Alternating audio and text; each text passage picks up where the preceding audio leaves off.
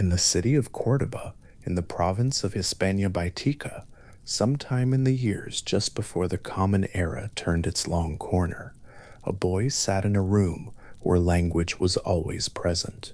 His father, Seneca the Elder, was a man of extraordinary rhetorical gifts, a collector and recorder of the declamations of his age, a man who believed that the well-shaped sentence was among the highest products of a civilized mind. The elder Seneca could recite from memory 2,000 names in the order they had been given, could reconstruct from a single hearing a speech he had not rehearsed. Language in that household was not a tool, it was closer to the atmosphere itself, the medium through which the family understood everything else. The boy absorbed the rhythms before he had any philosophy to fill them with. He heard the cadences of argument, the pause before a well-placed word, the particular weight that settled over a room when a sentence arrived at precisely the right conclusion. All of this entered him before he could have named what he was learning. And it is the way all deep formation works. The structure arrives first, years before the content that will eventually live inside it. Córdoba in those years was prosperous, sun-warmed, provincial in the best sense of that word, far enough from Rome to have its own character, close enough to the imperial center that ambitious families watched the capital carefully and sent their sons toward it in time. The road from Córdoba to Rome was long. The journey took weeks, and the boy who would become the philosopher Seneca made it while still young, carried westward into a city whose noise and scale and moral complexity bore no resemblance to the warm rhetorical rooms of his father's house. Rome received him, as it received most things, without particular acknowledgement. He was slight, prone to illness even as a child, the kind of physical constitution that spends its early years teaching its owner the difference between the body's preferences and the body's capacity. This would matter later in ways the boy in his father's house could not have foreseen. For now, what mattered was the capital, the schools, the teachers, and the particular shock of arriving in a place that had already formed itself without him and had no intention of adjusting on his behalf. One of his first teachers in Rome was a man named Sotion, a philosopher who introduced the young Seneca to the practice of voluntary abstinence, the deliberate refusal of comfort, not as punishment, but as preparation. Sotion taught something close to Pythagorean vegetarianism, and Seneca followed it for a time with genuine enthusiasm, finding in the practice what he would later describe as a kind of lightness, a reduction in the weight that accumulation always brings.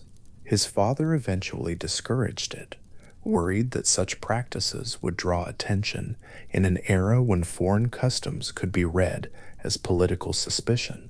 Seneca gave up the vegetarianism. He did not give up the insight it had offered him. Then came Attalus. Attalus was a Stoic teacher, rigorous and uncompromising, and Seneca would write about him decades later with a warmth that suggested the older man had done something more than teach, had planted in the young student a specific way of holding his own life that would sustain him through circumstances Attalus himself had no way to foresee. Attalus taught the practice of voluntary discomfort, the deliberate choosing of a harder bed, a simpler meal, a cold bath when a warm one was available, not as asceticism for its own sake, but as a form of argument made with the body rather than with words. The argument went like this: fear derives its power from unfamiliarity. What a person has never experienced seems enormous in imagination, filling a space far larger than it deserves. To actually lie on a hard surface, to actually go without a meal, to actually spend a night in cold rather than warmth.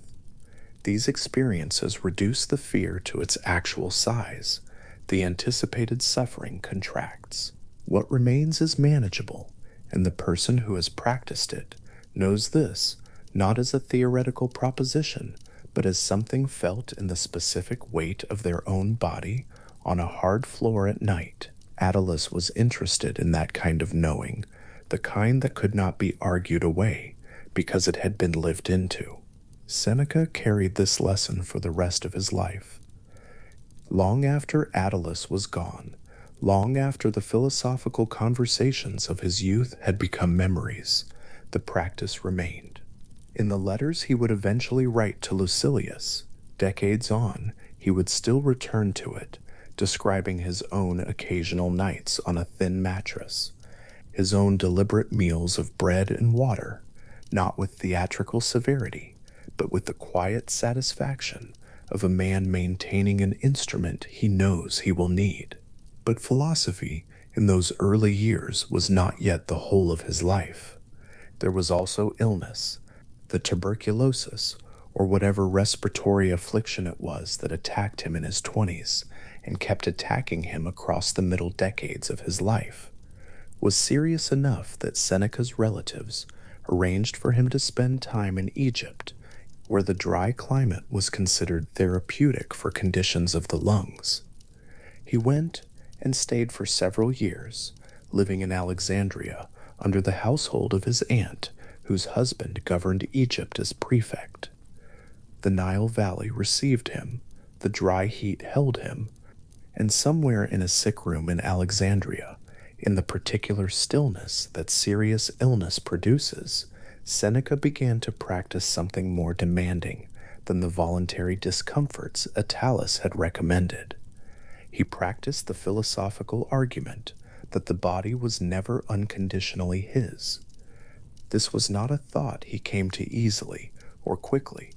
It arrived in the way all genuine philosophical positions arrive for people who are actually in the circumstances that make them necessary, not as an elegant insight, but as a slow, resistant accommodation. The Stoics had a technical vocabulary for what he was working toward. They called things like health, illness, life, death, and wealth indifferent, not in the sense that they did not matter, but in the precise sense that they were not, in themselves, the source of genuine human good or genuine human harm. Only virtue mattered in that final, deep sense. Everything else was material to be worked with, not value to be protected. To hold this view in comfort at a writing table in a well-appointed room is one thing. To hold it while the lungs are failing and the question of whether another winter will be survived is genuinely open, that is another order of practice entirely. Seneca held it, or tried to hold it, in Alexandria. He would write later about approaching the contemplation of suicide during this period, not as despair, but as a kind of philosophical experiment.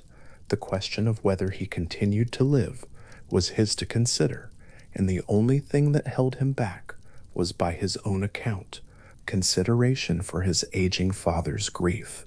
Even here the philosophy was present, organizing the experience. He survived. He returned to Rome. He began the long middle passage of his life. The return to Rome brought him back into the world of law and rhetoric and senatorial politics, the world his father had shaped him for before philosophy had complicated the picture. He was good at all of it.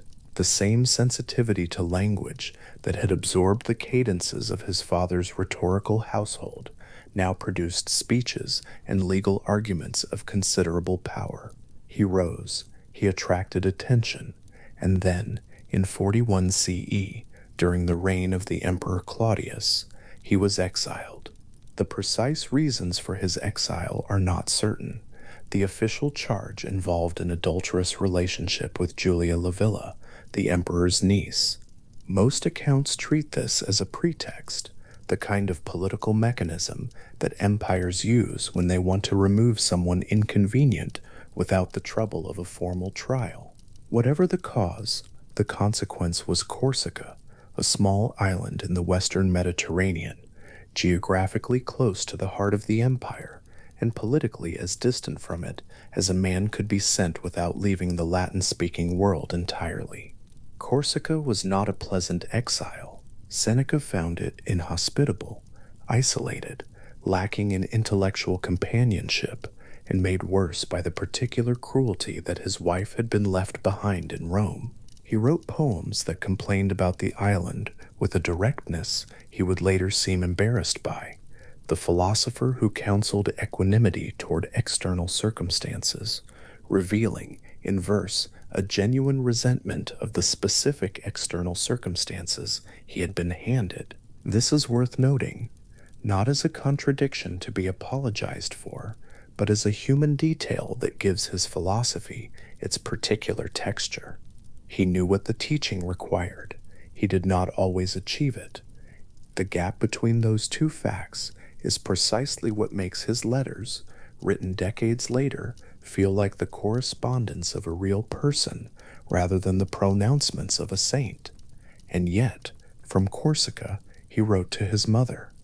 The Consolatio ad Helviam, the consolation addressed to his mother Helvia, is one of the most philosophically interesting documents he produced, and one of the strangest in the literature of consolation. The convention of the Consolatio required that a person of philosophical standing write to someone who was suffering in order to provide comfort through argument, historical example, and the reframing of loss within a larger understanding. Seneca wrote his Consolatio to his mother from exile. He was the person in the worst situation. He was the one who had lost his home, his family, his place in the Roman world, and he wrote to comfort her. The reversal is the philosophy. He sat near the shore in the early Corsican morning, or at whatever table his accommodation afforded, and he composed sentences addressed to his mother's grief. He acknowledged her suffering fully, and without minimization. She had lost her grandson, she had endured earlier losses, and now her son had been removed from her to an island at the edge of the world. The grief was real, and Seneca said so. But then, with the careful patience of someone who has thought about loss long enough to find the ground beneath it, he made the argument that had been forming in him since Alexandria. The wise person, he wrote, carries their inner country with them. Geography cannot take from a person the faculty of reason, the practice of virtue, the conversation with philosophy, the company of the thinkers who had left their thoughts in books. Exile changes the location of the body. It does not change the location of the self, if the self has been properly understood. And the self properly understood is not a collection of addresses and associates and social positions. It is the capacity to think, to examine, to judge, to act from the understanding that has been developed. And this capacity travels. It cannot be confiscated. It cannot be left behind at the port of departure. He was writing to his mother. He was also, in the same act, writing to himself. The philosophy made necessary by the circumstances, rather than chosen from a position of safety, has a different quality than the philosophy written in comfort. It is tested as it is composed. Every sentence that Seneca addressed to Helvia about equanimity and the portability of virtue was a sentence he was simultaneously applying to his own situation, holding up against the specific difficulty of an island he had not chosen and a future he could not clearly see. The consoler, consoling himself, the argument doing double work, reaching outward to another person's grief and inward to the writer's own. He remained in Corsica for 8 years. Then Agrippina the Younger, the new empress and mother of the young Nero, had him recalled to Rome and appointed as tutor to her son. Whether this was an act of genuine cultural patronage or an instrument of political positioning, it changed everything about the remaining shape of Seneca's life. He returned to Rome with the particular mixture of relief and weariness that long exile produces in those who have survived it. He took up residence again in the capital, and he found himself in the quiet rooms of Agrippina's household, sitting across from a boy who would be emperor. Think of what it would mean to choose your words with care in the presence of a child who will one day hold the power of life and death over everyone in the known world. Nero was young, curious, theatrically gifted. He would become genuinely passionate about music and performance in ways that Roman aristocratic culture considered undignified, which was only the beginning of the complications that would follow. But in those early years of tutoring, he was simply a student, and Seneca was his teacher, and the particular tension of that arrangement was one Seneca navigated without ever quite resolving. The Stoic tradition had thoughts about the philosopher's relationship to political power. There was a school of opinion within Stoicism that held the wise person should engage with political life precisely because withdrawal was itself a form of abdication, that the goods of justice and civic virtue could only be pursued within the structures of actual governance, not from the margin of philosophical distance. There was another school of opinion that held the philosopher's integrity was best preserved at arm's length from power, where the corruptions of flattery and self-interest had less purchase. Seneca would spend the middle decades of his life enacting the tension between these positions rather than resolving it.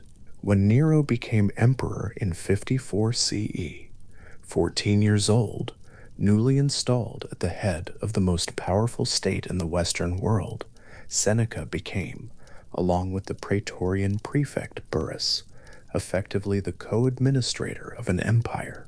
The years that followed, known in later historical memory as the Quinquennium Neronis, were by many accounts a period of relatively stable and even enlightened governance. Public finances were reformed. The Senate was treated with more ceremony than the previous reign had managed.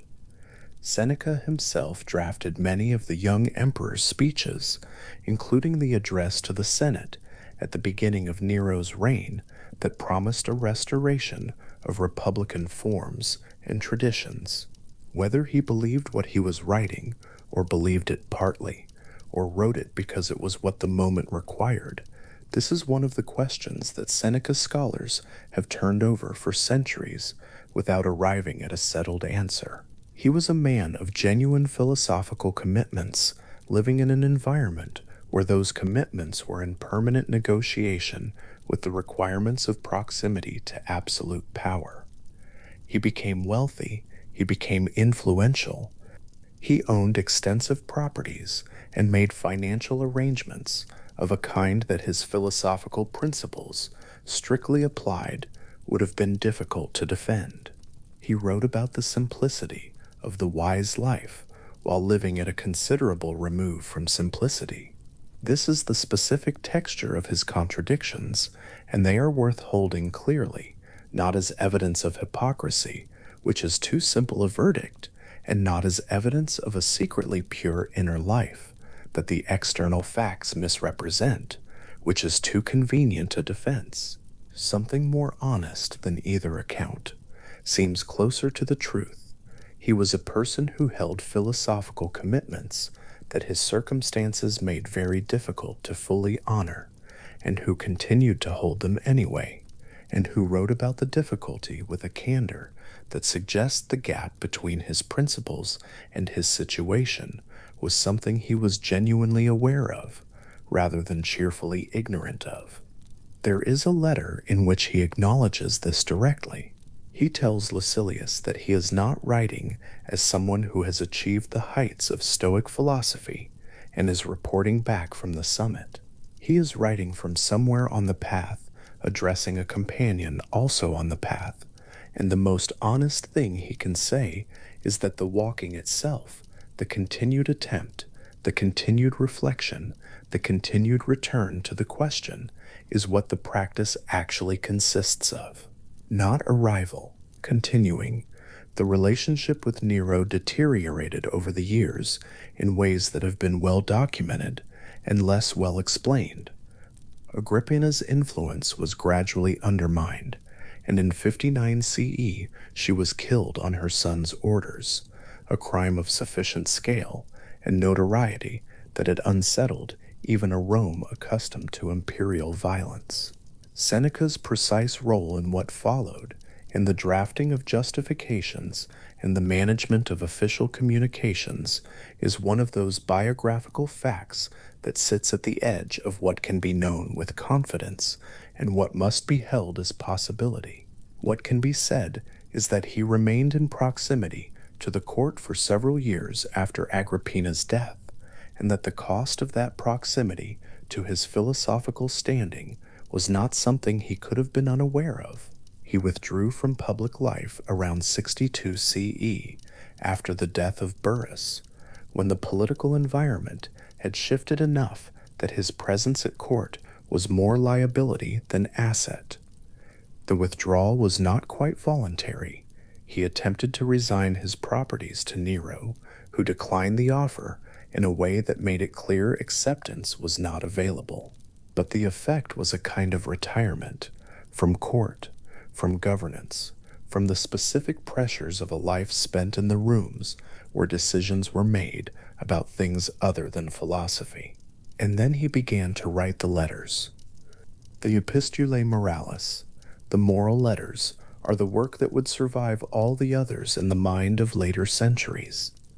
Addressed to Gaius Lucilius Jr., a friend and administrative official in his 50s, the letters began in approximately 62 CE and continued until Seneca's death.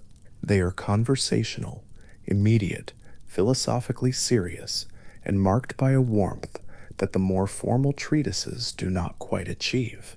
They are also marked by an urgency, a sense that the person writing them knows his time is finite and is trying to say, carefully and without waste, the things that seem most true. Lucilius was a real man. The letters were probably also shaped for a broader audience, with the awareness that correspondence of this quality on subjects of this importance would circulate beyond the original correspondent. But the awareness of a wider audience does not diminish the intimacy of the individual letters. If anything, Seneca uses the form with more, not less, care. The discipline of speaking to one specific person in the specific circumstances of that person's life produces a philosophical precision that abstract treatises rarely achieve. The letters cover enormous ground. Now, they discuss time, death, friendship, grief, the nature of the good, the management of fear, the proper use of pleasure, the relationship between philosophy and practical life. They circle back to the same questions from different angles, in different moods, at different hours. They are not a system, they are a practice, the ongoing engagement of a careful mind with the questions that do not resolve and do not leave. In 65 CE, a conspiracy against Nero's life was discovered. It was called the Pisonian Conspiracy, after Gaius Calpurnius Piso, one of its leaders. Whether Seneca was involved in it, or knew of it, or was simply adjacent to people who were. This, too, is one of the questions that historians have not been able to settle with certainty.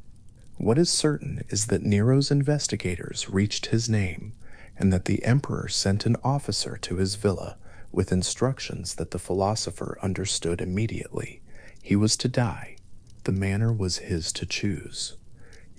Tacitus, the historian, recorded the events of that day in the Annals with the care of a writer who understood he was describing something that the tradition of philosophy would want to remember.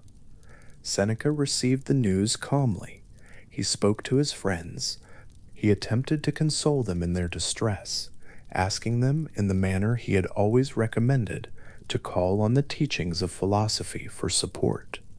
His wife, Pompeia Paulina, wished to die alongside him. He first tried to dissuade her, and then, when she insisted, accepted her decision with what Tacitus describes as a love that extended even to allowing her this choice. He opened his veins. The blood came slowly. His aged body, weakened by decades of illness and the thin constitution he had always carried, did not cooperate with the expected efficiency of the act. He took hemlock, in conscious echo of Socrates, whose death he had thought about and written about and held as one of philosophy's foundational images. The hemlock too moved slowly. Finally, he was carried to a steam bath, and there, in the warmth and the vapor, the last of his strength left him. Tacitus's account is careful not to sentimentalize. He records what Seneca said and did and endured, and he lets the record stand. The image that has traveled down through the centuries is not of a man in agony, but of a man completing something, continuing, in the last hours, the practice that had organized his whole life. He had taught that the manner of dying was the final argument of a life's philosophy, not a performance exactly. Performance implies an audience one is attempting to impress, but something more like coherence, the effort to ensure that what one believed was visible in how one acted all the way to the end, without exception. He had said in the letters that each day should be lived as if it were complete in itself, that the wise person treated time not as a substance accumulating towards some future moment of genuine living, but as the only arena in which genuine living was ever possible, that the question was not whether one had lived long enough, but whether one had been present to the life one was actually living. In a Roman steam bath in 65 CE, those arguments were made for the last time by the person who had made them, not with words, with the manner itself. There is a way to see Seneca's contradictions, the wealth, the proximity to power, the possible compromises, as evidence that his philosophy failed him, or that he failed his philosophy. But this reading assumes that philosophy is meant to produce a person who is perfectly consistent, perfectly virtuous, perfectly untouched by the pressures of an actual human life, in actual historical circumstances. Seneca himself never claimed this. He claimed more modestly and more honestly that philosophy was a practice of continued return, that the value of the examined life was not the examination that achieved a final, settled verdict, but the examination that kept being conducted, honestly, through whatever the circumstances happened to be. He was exiled, and he wrote to his mother about equanimity, and the writing was itself an act of equanimity, however imperfect. He governed, and the governing cost him something, and he continued to think carefully about what it cost. He withdrew, and he wrote letters, and the letters were the most sustained philosophical attempt of his life. He faced execution, and he faced it in the manner his philosophy had always prescribed. None of this adds up to sainthood. It adds up to something more interesting and more useful, a life that was genuinely examined, under genuine pressure, by a person who was genuinely trying to live in accordance with what he believed, and who was honest enough to know and to say when the distance between belief and practice was larger than he could satisfactorily explain. A child sat in a warm room in Cordoba, listening to his father's sentences. He did not yet know what he believed, or what would be required of him. He was simply absorbing the rhythms, feeling the shape of a well-made argument, before he had anything in particular to argue. Something was forming in those early rooms, a capacity for language and thought, that would eventually carry him through illness and exile, and imperial courts, and the long, patient work of the letters. An old man lay in a Roman steam bath, his body finally still, the work of the letters behind him, and the last argument made without words. The two images are connected by a single life that did not achieve perfection and did not claim to, but that held the practice of philosophy, the continued honest examination from beginning to end, without putting it down entirely. In Stoic terms, that is not a life that lost what mattered. In Stoic terms, a life examined honestly all the way to its final hour, however imperfect the examining, however difficult the circumstances, that life retained, in the only place it was ever possible to retain anything, everything essential, somewhere outside Rome, on an estate in the low hills near Nomentum, a man sits at a writing table in the late afternoon. The light has begun to amber. The room is small, deliberately so, the kind of space a philosopher chooses over the grander rooms available to him, and on the table before him lies a letter he has just finished. He reads it once, without haste. Then he takes a small cylinder of wax, holds it above the flame, and lets a single drop fall across the folded edge of the papyrus. He presses his ring into it, and the gesture is done. Ordinary, almost domestic, the kind of action performed 10,000 times in a Roman household. And yet this particular pressing of wax, on this particular afternoon in the early 60s of the first century, closes a letter that will still be traveling when every building visible from that window has returned to the earth it was built from. The man is Lucius Annaeus Seneca. He is somewhere in his early 60s. He has spent decades inside the machinery of imperial Rome as advocate, as tutor to an emperor, as one of the most influential figures in the most powerful government on earth, and he has recently, carefully stepped back from all of it. What he has instead is time, and what he is doing with that time is writing letters, not treatises, not philosophical handbooks arranged in the formal manner of the schools. Letters, one person writing to another across a distance of several hundred miles, in the specific warm register of a man who has something important to say to a friend. The friend's name is Lucilius. He is a Roman official serving in Sicily, a man of philosophical inclinations, perhaps in his 40s or 50s, administrative enough to hold an imperial post, and reflective enough to want something more than his post provides. Seneca has known him for years. The letters he receives from Lucilius, the ones that prompt each of Seneca's replies, have not survived. What has survived is Seneca's side of the exchange. 124 letters arranged eventually into 20 books, the longest sustained work of philosophical correspondence in the Latin language.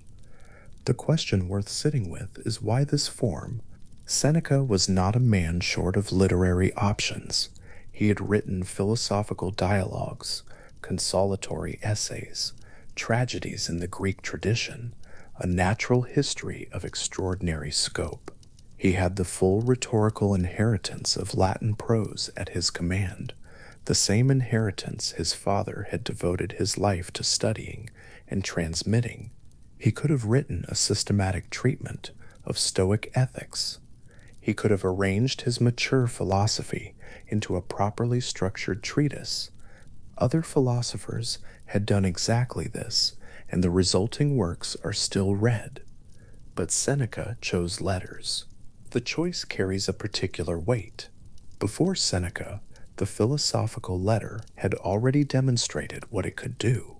Epicurus, 3 centuries earlier, had written to his followers with extraordinary economy and warmth, compressing into a single short letter to a man named Menoetius the entire structure of his argument about death and fear, the argument that death is nothing to us, because where death is, we are not, and where we are, death has not yet come. That letter was not a treatise, it was a voice.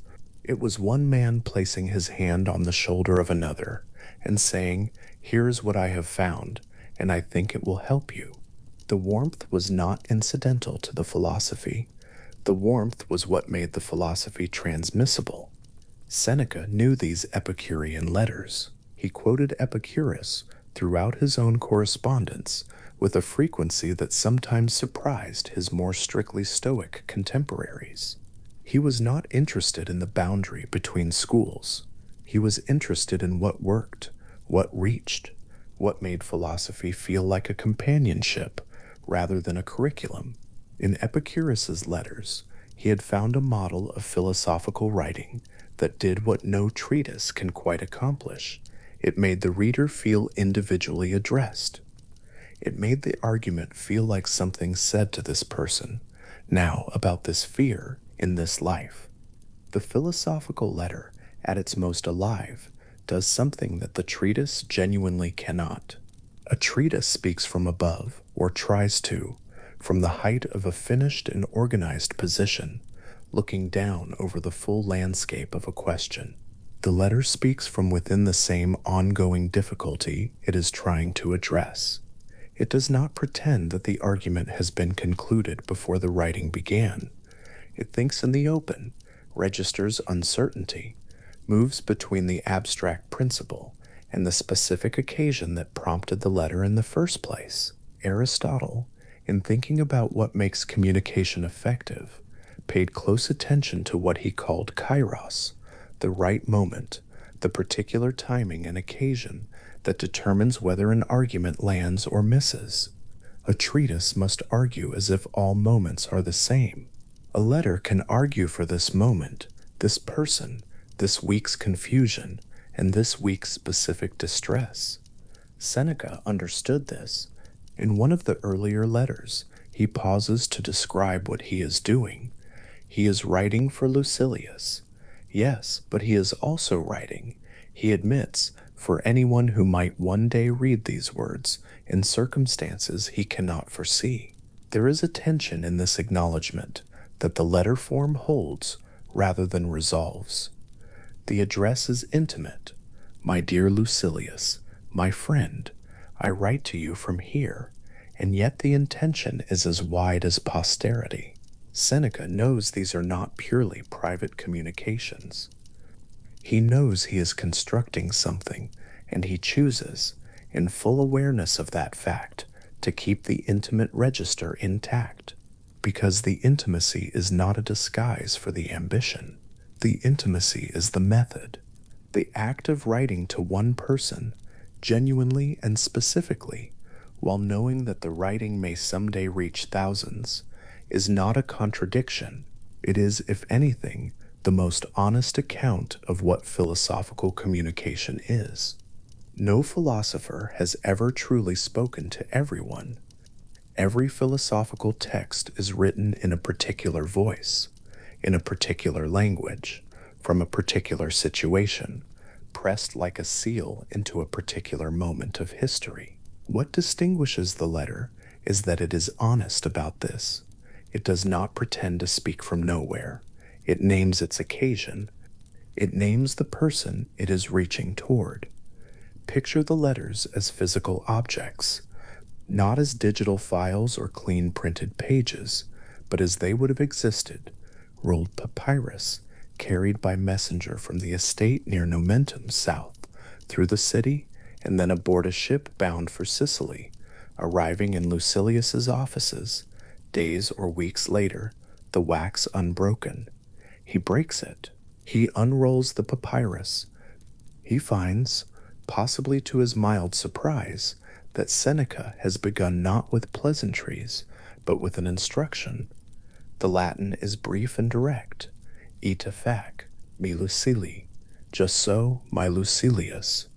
Do this thing. Vindica te tibi. Reclaim yourself for yourself. This is the first sentence of the first surviving letter. It is not an introduction. It is not a preamble. It is a claim, an imperative, a hand extended across the water between Rome and Sicily that says, you have given enough of yourself to other things, and enough of yourself to other people's demands, and the time that belongs to you is being spent on everything except you. Take it back. For Lucilius, receiving this from a man he respects, on a quiet morning in his Sicilian offices, the effect would not be like receiving a theorem. It would be like being caught in the middle of a familiar avoidance and having someone gently, firmly refuse to let the avoidance continue. The philosophy enters not through the front gate of formal argument, but through the quieter door of being addressed, being seen. This is what the philosophical letter accomplishes that the treatise cannot replicate. The treatise proves, the letter sees. Seneca follows the opening instruction with an observation about time, how it slips, how it is stolen by the demands of others, how the hours add up to nothing that the person who lived them can honestly call theirs. He is not lecturing, he is describing something Lucilius already knows. He is naming an experience that Lucilius has had, but perhaps not yet looked at directly, and the naming does something important. It makes the experience available.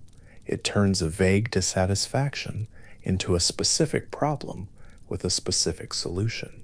This movement from the unnamed to the named is one of the oldest instruments in the philosophical tradition.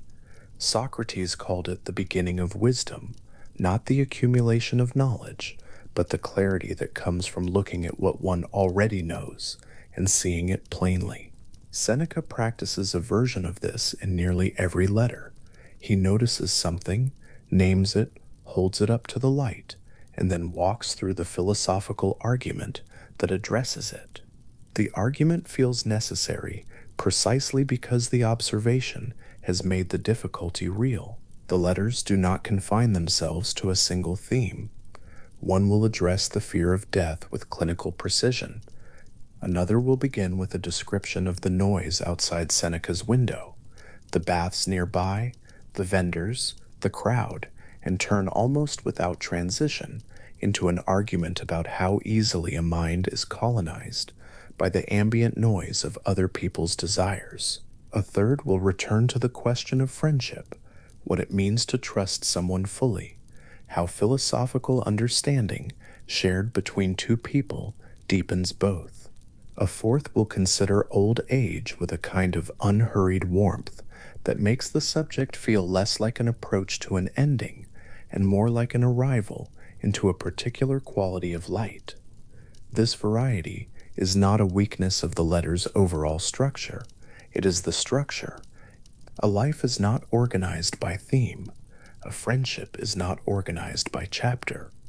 The conversation that takes place in genuine letters over months and years follows the shape of actual concern, circling, returning, approaching the same difficulty from slightly different angles each time, sometimes restating what was said before because the person needs to hear it again, sometimes saying something new because a new occasion has opened a new door into familiar territory. Seneca told Lucilius in one of the early letters that he was incorporating a saying of Epicurus as a gift, something to take away at the end of the day's reading. He did this repeatedly, this gesture of including a single sentence at the close of a letter, something to hold on to. The practice is generous, philosophically democratic, the insight pulled from whatever corner of the tradition it came from and handed over without school marking. It belongs to the letter form's particular understanding of what philosophical transmission looks like, not a course of study, not a set of doctrines to be memorized, a gift passed from hand to hand that costs nothing to receive and loses nothing in the passing. The 20 books of letters that survive, and there may well have been more in a longer project Seneca did not live to complete, were not published by Seneca in his lifetime. They circulated after his death, arranged into what became the standard collection, and they entered the long, slow, astonishing journey that philosophical texts undertake when their authors are no longer present to guide them. From Rome to late antiquity, copied by scribes who sometimes understood what they were copying and sometimes did not. Through the early medieval centuries in monastery libraries, where the Latin was still legible and the philosophical content was received, adapted, argued over, into the hands of Renaissance humanists who found in Seneca's moral urgency something their own moment needed badly. Into the 17th century, where every educated person in Europe who who could read Latin had read at least some of the letters, and where the particular cadence of Senecan prose, clipped, epigrammatic, urgent without alarm, shaped the way philosophical writing sounded in a dozen languages. Somewhere in that journey, at some specific point on a night now completely unrecoverable, in a monastery in France or Spain or along the Rhine, by the insufficient light of a lamp burning against the dark, a monk copied the sentence ita fec, me Lucilius, and did not know he was carrying a letter that had set out from a villa near Nomentum, roughly 1,000 years before he was born. The letter did not know this either. It was still in transit. It has never stopped being in transit. The question that sometimes troubles scholars is whether Lucilius was a real person or a literary construction, whether the letters were genuinely sent, or whether the epistolary form was adopted as a device, Lucilius serving as the idealized reader that Seneca needed in order to write a certain kind of philosophy. The honest answer is that the letters themselves do not fully resolve this, and the debate has continued among those who study them carefully. What can be said is that whether or not every letter crossed actual water on actual papyrus, the relationship they enact is not merely formal. Something in the Lucilius who appears across the letters, the man who asks the wrong questions and receives gentle correction, who is anxious about things Seneca recognizes, who grows through the correspondence in ways that feel genuine rather than scripted, has the specific gravity of a real person. And the philosophical tradition Seneca is placing himself within, the tradition of Plato's dialogues, of Cicero's great conversations set down in the form of dialogue. This tradition understood that the questioning companion was not a fiction to be seen through, but a philosophical necessity to be honored. Philosophy, in this tradition, does not happen alone. It happens between people. The formal treatise pretends otherwise. It pretends that philosophy can be conducted in the abstract, by one mind addressing the universal mind. But Plato knew better and arranged his arguments in the form of conversations, because the back and forth between Socrates and his interlocutors was not decoration around the argument. The resistance of the interlocutor, the wrong turn taken and corrected, the moment when understanding arrives and can be seen arriving, these were the argument, or at least the condition, without which the argument could not make the specific kind of progress that matters. Not logical progress, but human progress, the kind where someone changes. Seneca's letters inhabit this tradition while adapting it to something more personal, less theatrical. The Socratic dialogue is a public performance, at least in Plato's hands, conducted in the agora, the gymnasium, the grand house of a wealthy host. The letter is private. It arrives in a quiet room. It speaks at the pace of reading, which is slower than speech, more accommodating of the pause and the return. And it is chosen. The reader can set it down, can refuse it, can come back to it tomorrow. The letter cannot compel. It can only reach. This is part of what makes the Epistulae Moralis feel, even at 2,000 years' distance, less like a monument than like an ongoing conversation. The monument demands to be regarded. The conversation asks only to be continued, and because Seneca was writing to a real or genuinely imagined other, not to posterity in the abstract, not to the universal human, but to a specific man in a specific place with specific fears, the conversation carries the warmth of that specific address forward into every reading.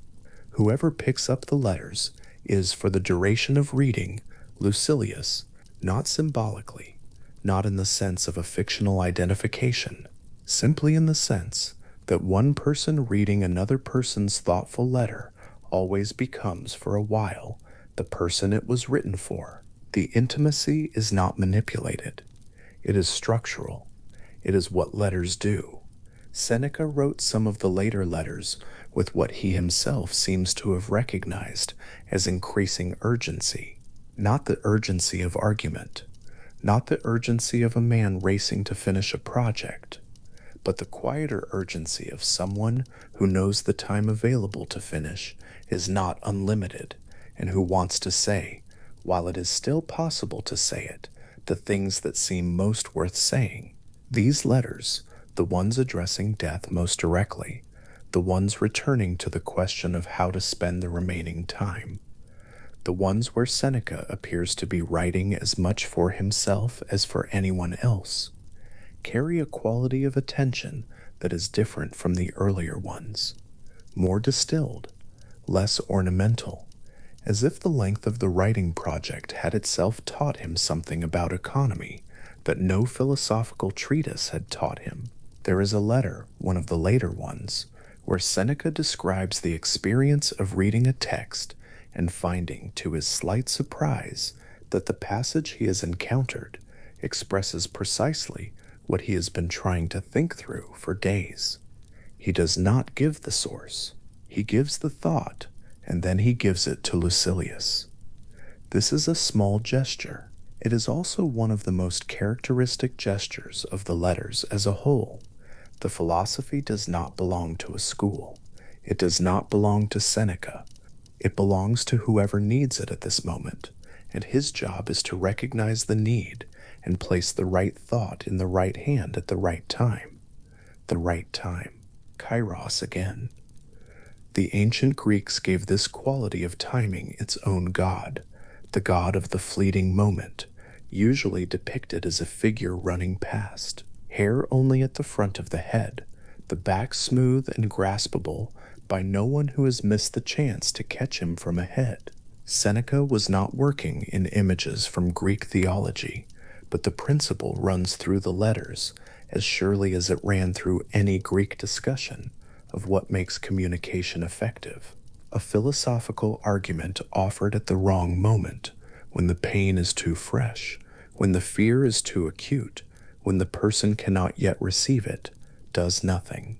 The same argument offered when the person is ready to hear it does everything. The letter form allows for this timing in a way the treatise cannot. The treatise speaks always, to all moments equally. The letter speaks to the person who is reading it now, who is reading it at whatever hour they have chosen, in whatever mood has brought them to the text. The letter waits to be opened, and when it is opened, it addresses the present moment with the full weight of whatever the present moment is.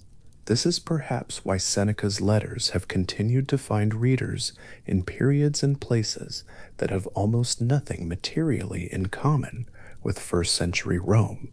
A man in a Frankish monastery copying the letters by hand had no knowledge of Nero's Rome, no particular understanding of imperial administration, no immediate acquaintance with the specific anxieties of a wealthy Roman intellectual approaching the end of his career, and yet he copied them, carefully, in the dim light, with the attention of a person who has found something worth preserving, because the letters were addressing him, not the historical him, the monk with ink on his fingers, in the 8th century, but the human him, the person lying under all the specifics of any life who is also afraid of wasting time, afraid of dying badly, afraid of surrendering the self to the demands of others before the self has had a chance to fully exist.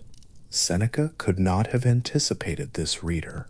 No writer can fully anticipate the readers that come centuries after them, but Seneca had thought about the relationship between writing and time more carefully than most.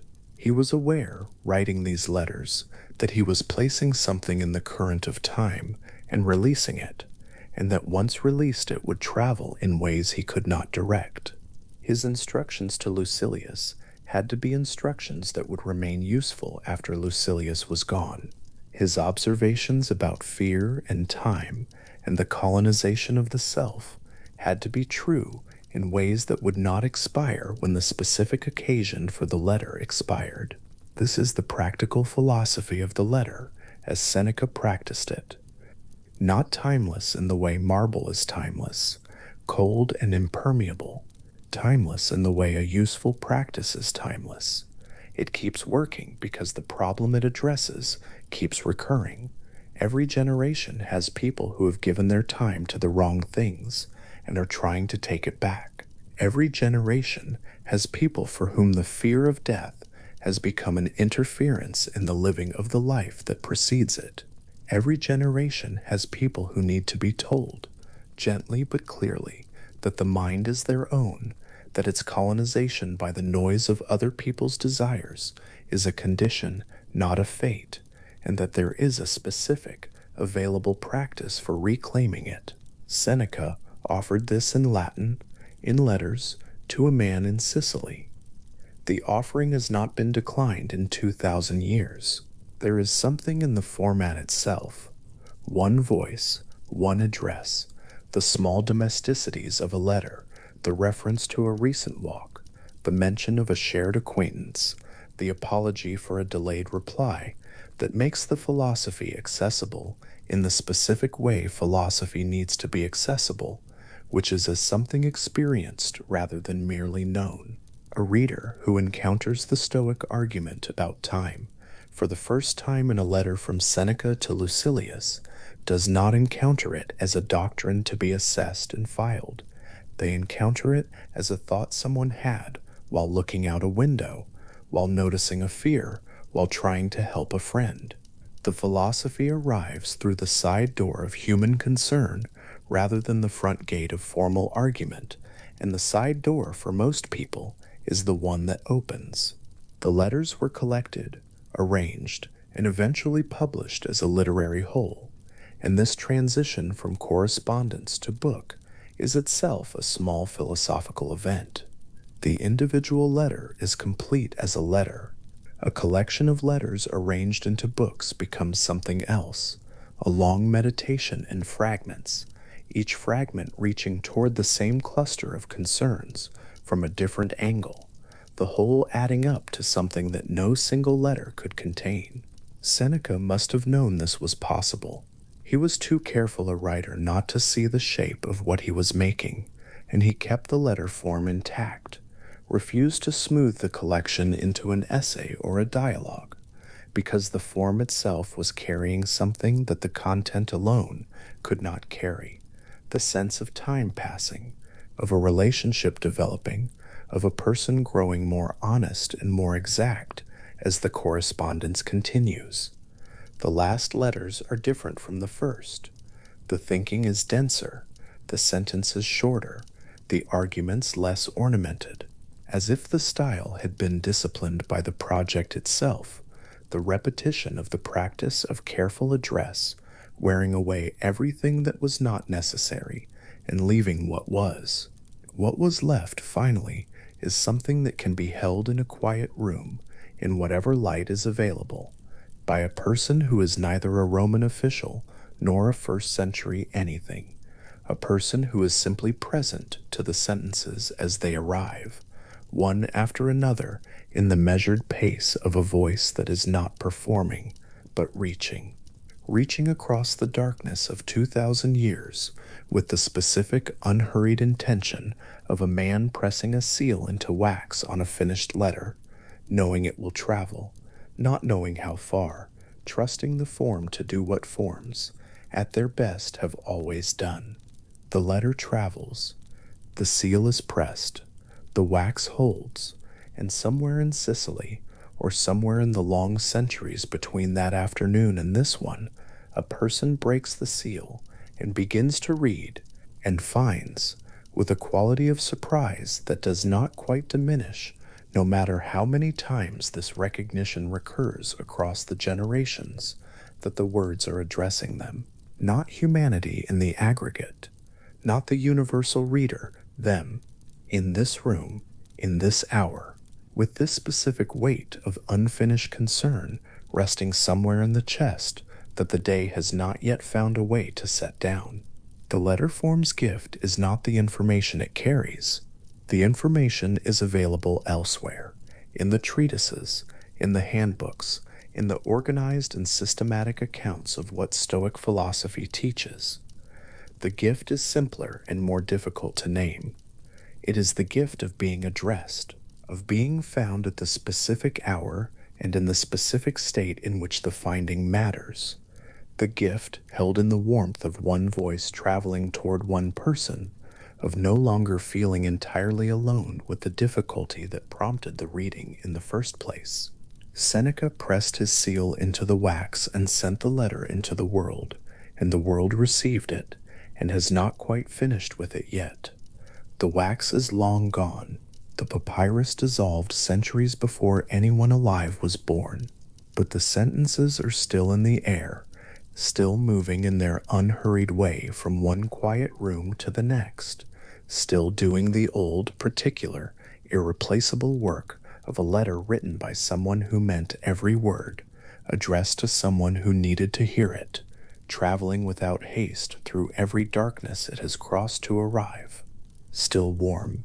In this one, Zeno of Citium was walking home in the late afternoon, along a street in Athens that he had walked many times before, when the philosophy began, not with a revelation, not with a sudden clarifying light, with a shipwreck, first, the loss of everything he had carried across the Mediterranean, the cargo gone, the investment dissolved, the merchant's careful future swept into the water, and then, some weeks later, with a bookseller's stall where he sat down and listened to someone reading aloud from Xenophon's account of Socrates, and did not leave. The Stoa Poikile, the painted porch where he would eventually begin to teach, stood near the edge of the agora, open on three sides to the air and to anyone passing who cared to stop. Around 300 BCE, in that open portico with its painted panels, showing the mythological and historical battles of Athens on three walls, Zeno began to speak to small gatherings of men who had come to listen, and the school that would eventually carry the building's name into 2,500 years of philosophy was assembled not in a single moment of founding, but in the slow accumulation of mornings and afternoons in which someone found it worth returning. What Zeno taught in the Stoa was not at first a system. It became a system, his successors, and especially the formidable Chrysippus of Soli, a generation later, would build it into a complete account of logic, physics, and ethics, each pillar resting on the others. The whole construction designed so that no part of it could be removed without weakening everything else. But the origin was simpler than that, and more urgent. Zeno had lost his cargo. He was a Phoenician by birth, a practical man who had come to Athens on business and stayed to ask a question that felt, once it had formed, more pressing than commerce. The question was something like, what remains when external things are taken away? What of a person's life is genuinely their own, untouched by fortune, immune to shipwreck? The school that formed around that question was named for a building, but the question was its true address, and it has been the right address for every serious practitioner of the philosophy ever since. 3 centuries after Zeno's afternoons in the painted porch, a Roman man named Lucius Annaeus Seneca was asking a version of the same question in Latin, in letters addressed to a friend in Sicily, in a world that bore almost no resemblance to Hellenistic Athens, except in the essential one, that life kept arriving with its demands and its losses, and its specific personal pressures, and a person needed something to bring to it. Seneca had come to Stoicism, not through the calm of a scholar's study, but through the specific difficulty of a body that did not always agree to continue. He had been ill since his 20s. He had watched himself nearly die more than once. He had lain in Egyptian sick rooms, far from Rome, practicing, deliberately, as an exercise in philosophy rather than resignation, the argument that the breath in his lungs had never been unconditionally his, that its presence was something lent rather than given, that what can be reclaimed by nature was never owned in the first place. The philosophy was not a comfortable theory for Seneca. It was the thing he reached for when the alternative was panic. To understand what the Epistulae Moralis are doing, what any of Seneca's consolatory and moral writing is doing, it helps to understand the structure he was working within, not as doctrine imposed from outside, but as architecture discovered to be load-bearing. The Stoic philosophical system has three parts, each of which depends on the others. There is logic, which concerns how to think clearly and without being deceived. There is physics, which concerns the nature of the cosmos, what the world is made of, how it is organized, what holds it together. And there is ethics, which concerns how a person should live within the cosmos that the physics describes. In most philosophical traditions, these three inquiries can be pursued independently. In Stoicism, they cannot. The ethics only makes sense if the physics is true. The physics only matters if the ethics is what the Stoics claim it is. And the logic is the instrument without which neither the physics nor the ethics can be held clearly enough to be useful. Chrysippus, who came after Zeno, and his student Cleanthes, is said to have argued that without logic, the other two parts of philosophy collapse, and that without the other two, logic has nothing to illuminate.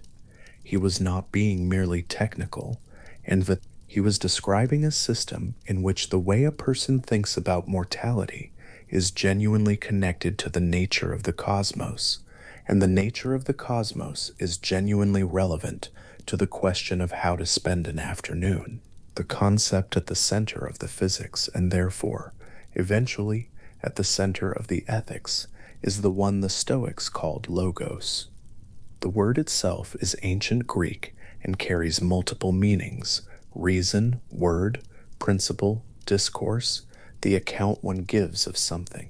The Stoics used it to mean the rational principle that organizes and pervades everything that exists, not a god in the ordinary sense, not a being separate from the world who shapes it from outside, but something more intimate and more strange than that, the intelligent structure of the cosmos itself, present in the way fire is present in a lit lamp, not added to the thing but coextensive with it.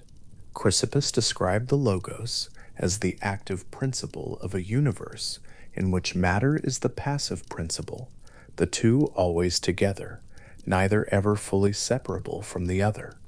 The cosmos, in this account, is not a machine running by blind mechanism. It is a rational organism, organized by a principle that can be understood because it is itself the principle of understanding. What made this physics directly relevant to a person lying ill in an Egyptian sick room was the corollary that followed from it. If the cosmos is organized by rational intelligence, and if human beings possess rational intelligence, then the human capacity for reason is not something set apart from the cosmos, but a particular expression of it. The logos, diffused through everything, concentrates in the human mind. To think clearly is, in this framework, not merely a cognitive skill. It is a form of participation, a brief local instance of the same rational principle that holds the whole in order. Zeno had put it one way. Cleanthes, his successor, had written it as a hymn to Zeus that was really a hymn to the logos, a deeply felt, formally beautiful prayer to the rational principle of the cosmos, asking only to be made capable of thinking in accordance with it. Seneca, 3 centuries later, writing in the practical register of a Roman, whose friends needed counsel rather than cosmology, put it differently. He spoke of a spark, a tiny ignition of the divine fire lodged in each person, easy to smother, possible to cultivate, the thing that was most genuinely one's own in a life full of things that could be taken away. The ethics followed from the physics, but its center of gravity was different from what most casual accounts of Stoicism suggest. The popular image of the Stoic is a figure of austere endurance, someone who is disconnected from feeling, who accepts loss with a blank face, who has performed the philosophical equivalent of cauterizing the nerves. That image is not entirely wrong, but it misses the animating logic of the position. The Stoics did not counsel the suppression of feeling because feeling is dangerous or because the world is not worth caring about. They counseled a specific, precise intervention at a specific point in the movement from event to response, not in the feeling itself, which arrives before reason can act, but in the interpretation of the feeling, the story the mind builds around it, the judgment that converts an initial, honest response into a sustained, voluntary suffering. Epictetus, the Stoic teacher who had been born a slave, and who would, by the end of the first century, become the most influential practitioner of Stoic philosophy in the Roman world, stated this with a clarity that feels almost startling in its directness. At the opening of the Enchiridion, the small manual of Stoic practice that his student Arian compiled from memory after his lectures, he made a distinction that everything else in Stoic ethics depends on. Some things, he said, are up to us. Some things are not up to us. What is up to us? Our judgments, our desires, our aversions, our intentions. In short, the activity of our own rational faculty, the way we choose to assess and respond to what we encounter. What is not up to us? Our bodies, our reputations, our property, the actions and opinions of other people, the events of the external world. Everything in the first category is in its essential nature, free, capable of being well or badly disposed, depending entirely on how the person who possesses it uses it. Everything in the second category is, in its essential nature, beyond our control, capable of being preferred or avoided according to reasonable judgment, but never capable of being the ultimate source of a person's well-being or misery. This distinction, called the dichotomy of control by later commentators, though Epictetus himself never used that phrase, looks simple when stated plainly, and the simplicity is part of its power. Seneca knew it before Epictetus formalized it. The principle runs through the earlier Stoics in various forms, but what Seneca did with it in the letters to Lucilius was not repeat the principle abstractly. He applied it. He took a specific fear that Lucilius had mentioned, the anxiety of a man in his 40s with administrative responsibilities and social obligations, and the usual human weight of ambitions not yet achieved, and he ran it through the distinction the way a metallurgist runs ore through heat, burning off what does not survive the test, and leaving behind only what is genuinely the person's own. The body's health falls outside the boundary. The opinion of the powerful falls outside it. What people say, what fortune brings, whether the project succeeds, whether the reputation holds, all of it falls outside the line. Inside the line, the quality of attention brought to the day, the honesty of the reasoning applied to the situation, the steadiness of the judgment when the situation is difficult. Epictetus was teaching in Nicopolis, far from Rome, when Seneca was writing the letters. Seneca may not have read him. What they shared was not a text, but a tradition, the same inherited framework, worked through from different angles by two men whose lives were almost opposites, one born enslaved and one born into the Roman ruling class. That the same philosophy could make equal sense to both of them was part of its claim to seriousness. A philosophy that only works for the comfortable or only for the suffering has not yet found the principle that is genuinely universal. Stoicism made the same argument to both Epictetus and Seneca, and the argument was not that their circumstances were equivalent. It was that the part of the situation belonging genuinely to each of them, the activity of their own rational faculty, was in its essential nature The same, Seneca's Romanization of Greek Stoicism is worth attending to carefully because it involved more than translation. He was not simply rendering Chrysippus into Latin for an audience that could not read Greek, though that was part of it. He was shifting the emphasis of the whole enterprise toward the question that felt most urgent in a Roman context, not the technical questions of logic and cosmic physics that had preoccupied the early Greek Stoics, but the immediate, practical questions of a Roman citizen trying to live decently within a world organized by imperial power. How does a person of philosophical seriousness conduct themselves in proximity to those who hold unchecked authority? What does courage mean when the cost of visible courage is death?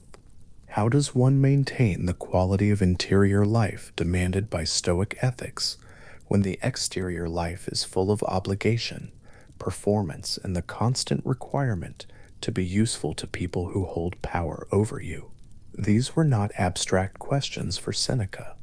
They were the questions of his particular decade, and in answering them, he drew on the Roman ideals already present in the culture: gravitas, the weight and seriousness of a person who has earned their authority through constancy rather than performance; constantia, the deep steadiness that does not move even when everything around it is moving; dignitas, the interior quality of a life lived in accordance with what one genuinely is, rather than what one is required to appear to be.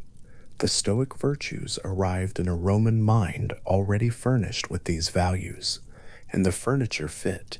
Seneca did not have to argue against what Rome already valued.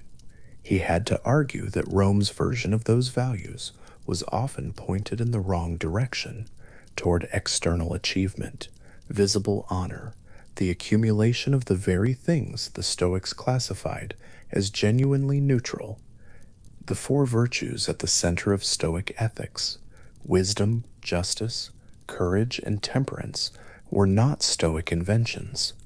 They had been the canonical virtues since Plato's Republic at least, possibly earlier, and Aristotle had arranged his entire account of ethics around the virtues as stable excellences of character.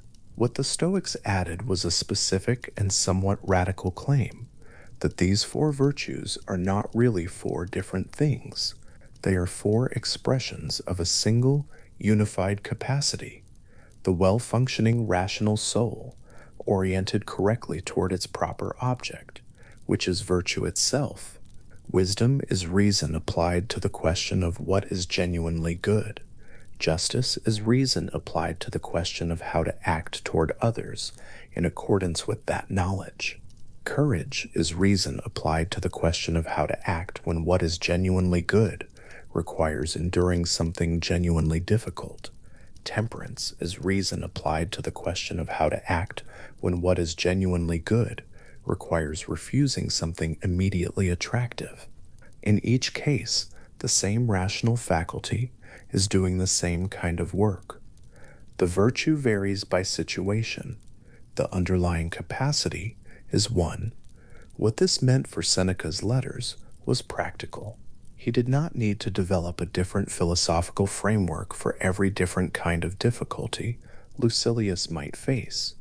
The same instrument, the careful, honest application of reason to the distinction between what is within one's power and what is not, would serve whether the problem was financial anxiety, fear of death, the behavior of powerful men, the difficulty of friendship, or the management of a body that was growing older. The virtue did not change shape to fit the problem. The problem was fit to the virtue. This is one of the reasons the letters feel so consistently useful across such a range of specific situations. Seneca was not offering a collection of different remedies. He was offering a single capacity, demonstrated at work in different contexts, so that the reader could recognize what the capacity looks like in motion and eventually learn to apply it themselves. Seneca had received this training in something like its original form. His teacher, the Stoic Attalus, had been one of those Roman Stoics whose practice was as physically demanding as it was intellectually rigorous. Attalus taught voluntary discomfort as a philosophical exercise, the deliberate setting aside of unnecessary ease, not as punishment, not as self mortification, but as a practical method for reducing fear's hold on the mind. A person who has chosen, once or twice, to sleep on a hard surface when a soft one was available, to skip a meal when food was present, to walk in difficult weather when shelter was near, has begun to understand experientially what the philosophy claims theoretically, that the body's complaints about its circumstances are real but not decisive, that discomfort is a known country rather than an uncharted one, and that the mind's relationship to its own comfort is much more elastic than it ordinarily believes. Seneca carried this training into his later life, not as asceticism, not as a doctrine of privation, but as a quiet, periodic reminder that the things he enjoyed did not have the hold over him. He might, in their absence, discover they did. The Stoic insistence that physics and ethics are genuinely continuous, not merely intellectually related, but actually structurally dependent on each other, produced a specific quality in Seneca's consolatory writing that distinguishes it from purely rhetorical comfort. When Seneca tells a grieving person that what was lost has been returned to nature rather than destroyed, he is not reaching for a comforting metaphor. He is invoking a physical account of what the cosmos actually is and how it actually works. The Stoics held that all things in the cosmos are configurations of matter organized by the logos, temporary arrangements that come together, persist for a time, and then dissolve back into the whole from which they emerged. A human life in this framework is not an interruption in nothing and a return to nothing. It is a specific, particular organization of the cosmos's rational matter, which existed before the person was born, organized in their particular way for the duration of their life, and then reorganizes again when that life ends. The cosmos is not diminished by this. The pattern that existed in that person was real. The fact that it no longer holds its particular form does not retroactively erase the period when it did. This was not meant to sound cold, and in Seneca's hands it does not.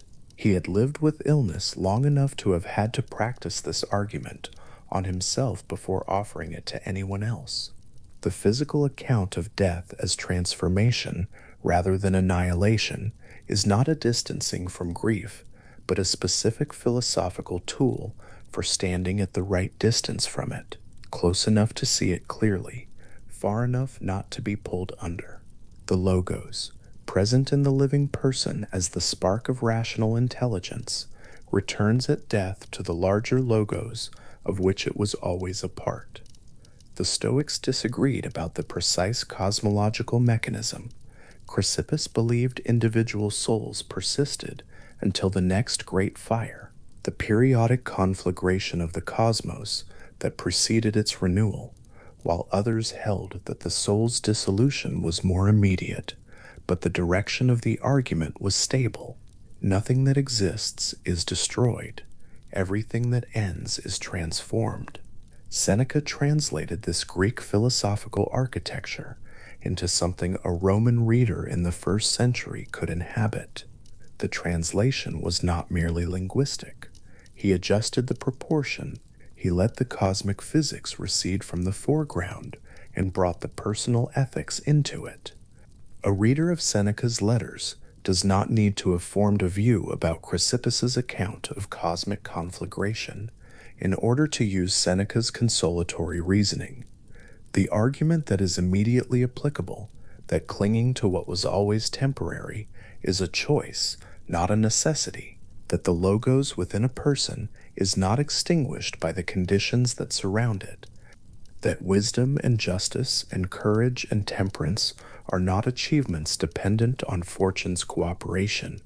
These arrive in the letters as practical instruments, not as conclusions requiring the acceptance of an entire metaphysical system as their premise.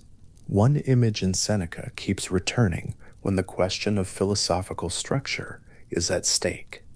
He describes the logos not as something distant, not as a cosmic principle too large to be personally relevant, but as a spark, a literal small, hot point of divine fire housed within each person, persistent under difficulty, capable of being smothered by neglect, but never entirely extinguished by circumstance. The image comes from the older Stoic account of fire as the primary element. The logos itself was understood by Zeno and by Heraclitus before him as a kind of intelligent fire, pervading and organizing all things. But Seneca brings it down to a scale that can be held in one mind, on one morning. The spark is not a metaphor for potential waiting to be developed. It is a description of what is already there, operating, even in the person who has not yet learned to trust it or attend to it. The capacity for sound judgment in Seneca's account is not rare. It does not belong only to philosophers. It does not require Stoic training to be present in a person. The training is only what allows the person to find it more quickly, to trust it more reliably, to use it in the specific situations where it is most needed and most difficult. In practice, this means that the Stoic exercise Seneca offers Lucilius, and through Lucilius, anyone who reads the letters, is not the acquisition of a new faculty. It is the recovery of an existing one. The question that Epictetus would place at the opening of his manual, "What is up to me? What is not?" is not a question that requires philosophical training to ask. Most people ask a version of it before they have heard of Stoicism. What the training provides is the steadiness to hold the distinction under pressure when the emotions are moving quickly and the answer that feels most natural is the wrong one. It is easier to say in calm reflection that other people's opinions of oneself are not within one's own power than to maintain that understanding when standing in a room where those opinions are actively being formed and visibly expressed. Seneca knew this. He did not pretend in the letters that the philosophy is easy to apply. He said, with some frequency, that he was still applying it imperfectly to himself. The candor was not strategic humility. It was part of the argument. A philosophy that could only be practiced by someone who had already succeeded in practicing it would not be very useful. The four virtues held together as the single rational disposition that is Stoic character rest inside all of this. Wisdom is the capacity to see what is genuinely at stake in a situation, to cut through what is apparent and urgent to what is actual and lasting. Justice is the extension of that clarity into the field of other people, to recognize that the same logos present in oneself is present in every other person, and that this recognition has practical consequences for how one acts. Courage is the willingness to act from the judgment of wisdom rather than from the pressure of fear, not the absence of fear, which the Stoics did not claim, but the refusal to let fear be the deciding faculty. And temperance is the ability to remain within the boundaries of one's own sound judgment, even when desire pulls elsewhere. Not a cold refusal of pleasure, but a warm knowledge of what pleasure is worth and what it costs. In any given letter, Seneca might be working with one or two of these without naming them. He might be helping Lucilius think more clearly about what he actually values. Wisdom. He might be addressing the anxiety that comes from caring too much about the opinion of powerful men, courage and justice, both at once. He might be asking whether the restlessness Lucilius feels when he is not occupied is really boredom or really the presence of something that has not yet been given a name. Temperance, in its deepest form, which is not the refusal of excess, but the capacity to sit with what is there, rather than reaching always for what is not. The structure holds the four expressions of a single capacity, each clarified by the physics of the cosmos, each made personally available by the image of the spark that is already present and never entirely dark. This is the architecture Seneca was working within when he sat down to write. It is not always visible in the letters as explicit doctrine. It is present the way a building's structure is present in a room, not displayed in the walls themselves, but responsible for the fact that the roof remains where it is and the floor remains level. A person can live in a room without knowing anything about the structure that holds it, but the structure is what allows the living to happen. There is something deliberate in the way Seneca consistently moves away from the technical formulations of the earlier Stoic tradition in the letters, not because he thought the technical formulations were wrong, but because he understood that the instrument needed to be available. The argument about the logos as the organizing intelligence of the cosmos is true. Seneca believed it, or believed it in the qualified, careful way that a serious philosopher believes the best account currently available, but it is not where the help begins. The help begins where Lucilius is, which is in a specific week in Sicily, with specific anxieties about specific things, and what is needed first is not a cosmological argument, but a precise and honest instrument for distinguishing what he can act on from what he cannot. The cosmology will hold everything up from below. The instrument is what fits in the hand. Zeno walked away from the bookseller's stall in Athens and found a teacher, and then became a teacher himself in a painted porch open to the passing street, offering philosophy to anyone who stopped. 3 centuries later, Seneca sat at a writing table with the same question underneath every sentence: what is genuinely yours? What can be taken? And what follows from the difference? The school grew from a shipwreck and a stall of books. The letters grew from decades of illness and proximity to power and the specific earned knowledge that what looks like security is often the opposite of it. What they share across those centuries and those very different lives is the conviction that the capacity to reason clearly about one's own situation is not a privilege belonging to the trained philosopher. It is the common inheritance of every person who possesses a rational faculty, which is every person, without exception. The training is only the practice of returning to what is already there. The philosophy is only the architecture that makes the return feel less strange. The spark does not need to be installed. It is already burning, quietly, at whatever hour the question arrives, in whatever room the person finds themselves when the question arrives. The Stoic teaching is that this has always been true, and that knowing it with some steadiness changes, not all at once, but slowly and without return, the way almost everything else looks. Seneca was in Corsica when he began writing to his mother about grief, not about his own exile, not about the circumstances that had placed him on an island at the edge of the known world, not about the emperor or the court, or the years of carefully managed proximity to power that had ended in sudden, unexplained banishment. He sat down in that diminished place and began composing a letter addressed to the person whose suffering he could not reach by any other means, and the subject he chose was her pain rather than his own.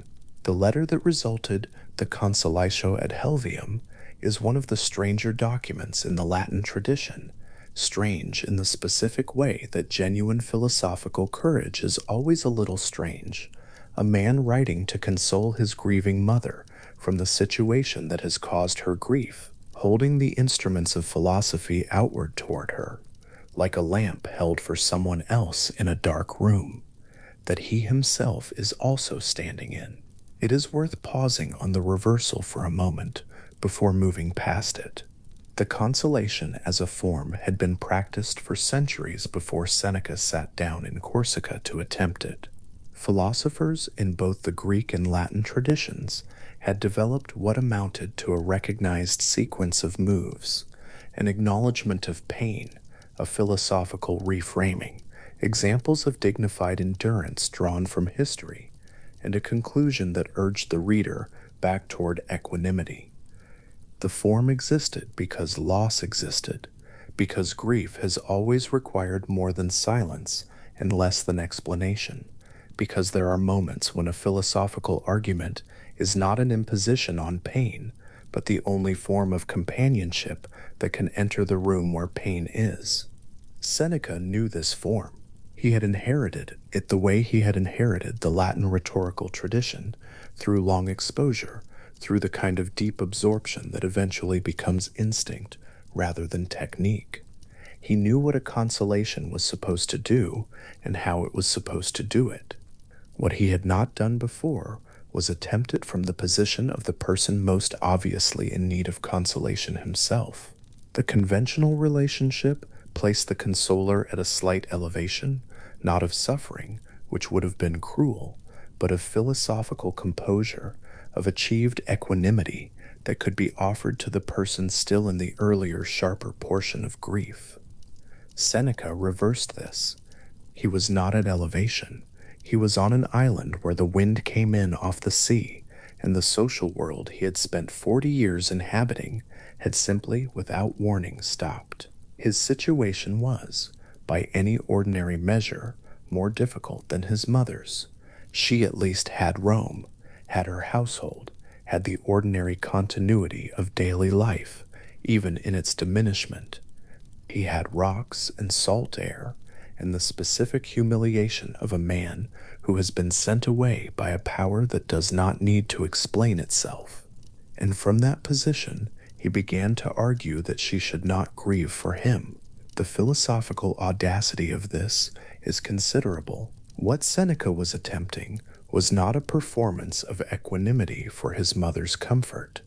The consolatio ad Helvium is too honest, too searching in its interior movement, to be read as performance. What he was attempting was something more precise, the demonstration, carried out in real time and real conditions, that the Stoic arguments about circumstance and interiority were actually true rather than merely compelling as written propositions. The Stoics had argued for generations that external conditions, illness, poverty, exile, the loss of position or reputation, were not genuine goods or genuine evils, but things philosophically indifferent, belonging to a category distinct from virtue, which alone was worth having. The argument was, in principle, attractive. It was also, as anyone who has faced genuine external difficulty can observe, very much harder to hold as a lived position than as a theoretical one. Seneca was holding it in the living. He wrote, "Wherever the mind can turn and examine itself, there is a homeland." He wrote about the philosophers who had been exiled before him and about what they had carried through exile that no banishment could reach. He wrote about the inner country that a person builds through years of philosophical attention, a country that does not have a geography, that cannot be seized or dissolved by imperial decree, that is, and here the argument takes its most personal turn, exactly where a person is, regardless of what island they are standing on. Helvia, receiving this letter in Rome, would have understood that her son was not merely arguing a philosophical position for her benefit. He was trying to find out if it was true. The letter is a consolation and a test simultaneously, which may be why it still carries the weight that it does, the weight of thought that has been pressed against a genuine difficulty and has held. The question that runs beneath the consolatia ad Helviam, the question Seneca is asking without quite naming it directly, is one that had interested the Stoics long before him. It is the question of what grief actually is, and more precisely, of where honest grief ends and something else begins. The Stoics had noticed something that required a certain philosophical care to describe without seeming cold. They had noticed that the first response to loss, the physical contraction, the sudden diminishment of the world, the feeling of a presence that has become an absence, was not something that reason governed or that the philosopher could simply will away through the application of correct views. They called these first movements propatheia, which means something like pre-rational responses, the initial impressions of pain that arrive before the deliberating mind has had any time to arrive and assess. Even the sage, they said, would flinch at sudden noise, would feel the first jolt of grief at the news of a death, would experience the initial cold of loss. This was not a failure of philosophy. This was the body and the quick mind responding in the only way they know how to respond, before reasoning has had any time to orient itself. What reason could do, what philosophy was for, came in the moment after that first response. The distinction is subtle enough that it is easy to misread Stoic consolation as the counsel to feel nothing, to refuse grief its presence, to greet the death of a friend or a child or a parent with the dry calm of someone who is simply disconnected from the possibility of loss. This is not what the Stoics argued, and it is not what Seneca argued. The Consolatio ad Marciam, written to a Roman noblewoman named Marcia, who had been in active mourning for 3 years after her son's death, makes the position clear in its very first move. Seneca does not tell Marcia that she should not have grieved. He acknowledges the loss as real, the love as real, the son as genuinely worth mourning. What he asks, and the question arrives gently, with the specific care of a person who knows he is entering a space that has been made tender by time, is whether the grief has now become something that she is holding on to, rather than something that is being done to her. Whether she has passed without quite noticing the transition from the honest response of a person who loved someone and lost them into the sustained position of a person who is now choosing, through habit or loyalty or the strange comfort of familiar pain, to remain in the posture of acute mourning. Marcia had been sitting in that posture for 3 years. The philosophical distinction Seneca is pressing toward is the one between grief as a response and grief as a residence. The first movement of sorrow, the propatheia, is not a choice and requires no philosophical intervention. It happens the way the wind happens, but the sustained maintenance of acute grief, the way a person can return daily to the same point of pain and press upon it, the way mourning can become a kind of home that the bereaved person is unwilling to leave, because leaving it feels like a second abandonment of the person they have lost. This, Seneca argues, is where reason has work to do, not to erase what was felt, not to insist that the love was misplaced, but to ask with genuine philosophical patience whether there is a difference between honoring what was lost and refusing to let it go. The argument is not made coldly. This needs to be said plainly, because one of the persistent misreadings of Stoic consolation is that it asks the grieving to stop feeling and start reasoning, as if those two activities were in competition. Seneca's consolatory letters do not read that way. They read the way a letter reads when the person writing it has actually thought about the thing they are writing about, when the thought has been tested against the writer's own experience of loss, refined against real difficulty, and offered not as a corrective to the reader's emotional life, but as a companion to it. When Seneca writes to Marcia that 3 years is long enough to have given grief its due, he is not reaching from a position of immunity. He is reaching from Corsica, from a room where the light comes in at a particular angle in the early morning, and the work of finding genuine equanimity is not finished or simple. He reached toward a particular image when he needed to describe what had been taken from Marcia and what the nature of that taking was. The image is of a loan, not a gift, not a possession, not something owned by right, a loan given by nature from the inexhaustible accumulation of existing things, held for a time by the person fortunate enough to receive it, and eventually, in the ordinary course of things, returned. A child is alone, a parent is alone. The friend whose company has been the texture of 20 years of ordinary life is alone. This is not metaphor used to diminish what was given. Seneca is careful about this, and the care is evident in how he applies the image. The loan was real, the holding of it was real. The specific weight of a particular person's company, the irreplaceable quality of a specific voice, or a specific kind of laughter, or a specific way of arriving in a room. None of this is reduced by the understanding that it was held in trust. What the image of the loan does is change the story of the ending. If a thing is given, its loss looks like theft or destruction. If a thing is lent, its return is a different event entirely, not the violation of a right, but the completion of an arrangement that was always temporary, always understood on some level to be temporary, even when the daily living of it felt permanent. Nature, in Seneca's image, is not a thief. Nature is the original giver, and the original condition of the giving was that nothing given would be given forever. To understand this, to genuinely hold it, rather than merely acknowledge it as an idea, is not to feel less. It may in fact involve feeling more clearly, seeing the loan as a loan, the borrowed time as exactly and only what it was, and recognizing that the love which existed within that duration was not diminished by its duration. It was complete within it. It was as whole during the holding as it would have been had the holding gone on forever. The Stoic metaphysics beneath this image is precise, even if Seneca tends to reach for it poetically rather than technically.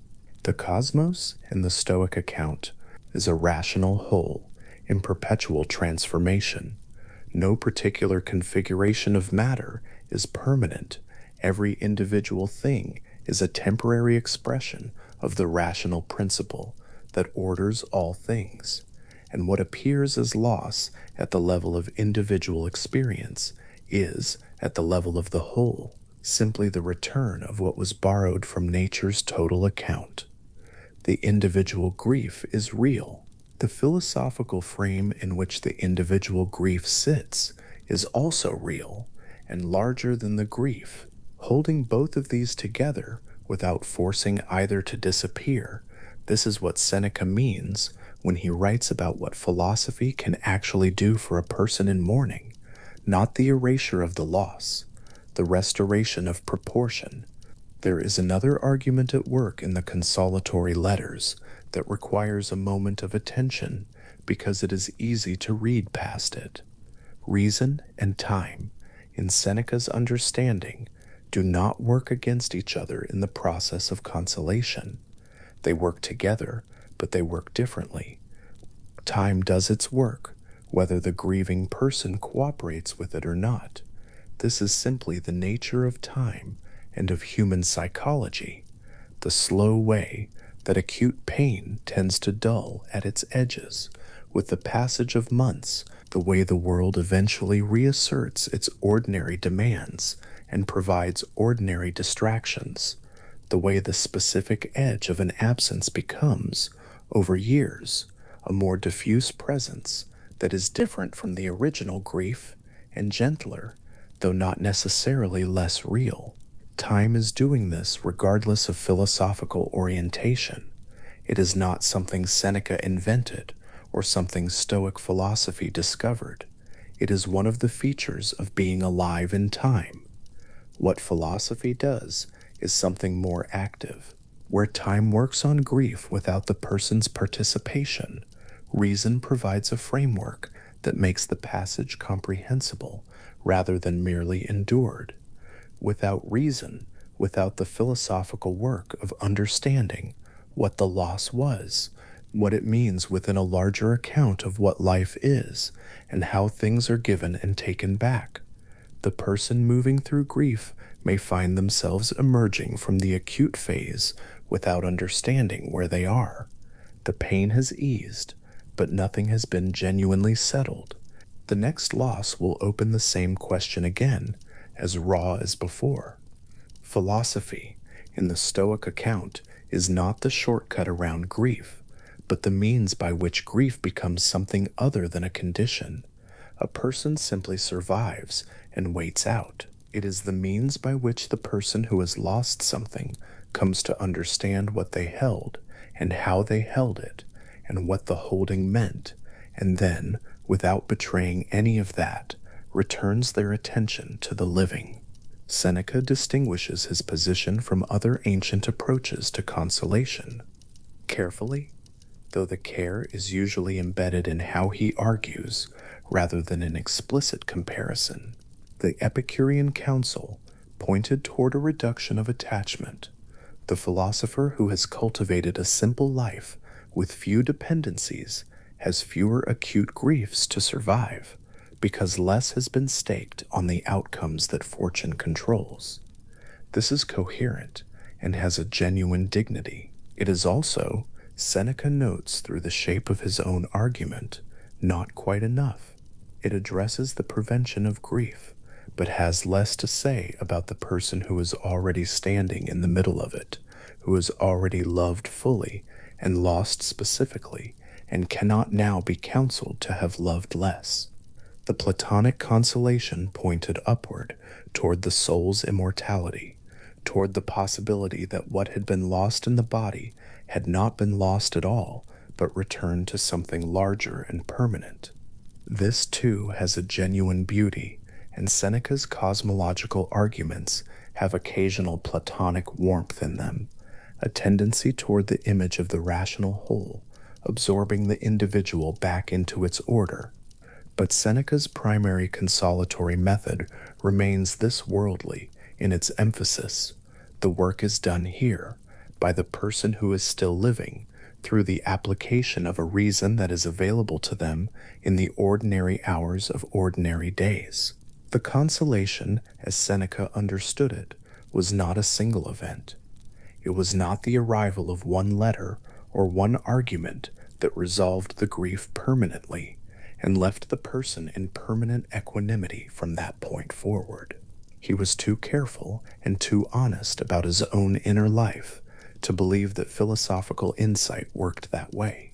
What the consolatory letters offered was something more like repeated company. The same arguments come back in different forms across the letters to Lucilia, across the consolations to Marcia and Polybius and Helvia, not because Seneca could not remember what he had already said, but because the argument needs to be heard again in a different season, held again against a different configuration of loss, tested again in the specific conditions of a particular life at a particular moment. Philosophy, in this sense, is not a medicine taken once. It is more like the practice of returning to the same landscape at different seasons and finding each time that the landscape is, in some quiet way, new. The light in that Corsican morning, in the hours when Seneca would have been writing, is a particular kind of light. The light of a place that is not where a person was born, not where a person expected to be, surrounded by a sea that goes to the horizon in every direction and has no Roman noise in it. In that light, he was working through the same arguments he would later offer to Marcia and Lucilius and the unnamed readers who have read the letters across 2,000 years. He was asking whether the Stoic account of loss was actually survivable in the conditions he was currently surviving. The answer he found, slowly, imperfectly, in the process of writing rather than before it, was that it was, not because the arguments eliminated what was difficult, but because they gave the difficulty a shape that could be inhabited without being consumed by it. The Consolatio ad Helvium contains one passage that has stayed with careful readers across the centuries. partly because it is philosophically precise, and partly because it is clearly true in the way that only things written under genuine pressure tend to be true. Seneca tells his mother that the wise person carries their inner country with them into any exile, the outer geography, the island, the distance from Rome, the loss of the social world that had given his life its particular shape, is real, and he does not pretend it is not. But the capacity to reason, to examine one's own situation with honesty and equanimity, to continue the work of philosophical attention even in diminished conditions, this is not geographically located. It does not depend on being in Rome rather than on a rock in the Mediterranean. It depends on nothing external at all, which is precisely what makes it the one thing a person can reliably carry into any circumstance. He was testing this as he wrote it. The test was not complete when the letter left Corsica. It probably continued for the 5 years he spent on the island before his recall. Philosophy is not a series of propositions that, once accepted, resolve all subsequent difficulty. It is a practice, and the practice is the point. The daily return to the question of what is within one's governance and what is not. The daily examination of what is being held and how. The daily effort to see loss and circumstance clearly rather than through the distorting light of fear or habit or the particular blindness that comes from wanting things to be different from what they are. There is a gentleness in this that the word Stoicism does not always suggest, because Stoicism has acquired, across the centuries, a reputation for severity that the letters themselves do not quite support. Seneca was not advocating for the suppression of feeling. He was advocating for a particular kind of attention to feeling, an honest, patient, philosophically informed attention that does not run from pain and does not collapse into it, but sits with it long enough to understand what it is and where it comes from, and how much of it is genuinely the thing it appears to be, and how much of it is the habit of pain, the pattern of returning daily to a wound in order to ensure it is still there. The grieving person in Seneca's consolatory vision is not a person who has failed. This is important to understand. The grief is real. The love that produced the grief is real.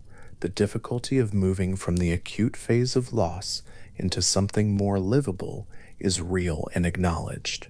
What Seneca is offering is not a judgment on the grieving person, but a very specific and practical form of companionship. The companionship of someone who has thought carefully about loss, who has tested the philosophical arguments against the lived experience of difficulty, and who believes on the basis of that testing, not on the basis of theory alone, that there is a way through. The lone returns to nature.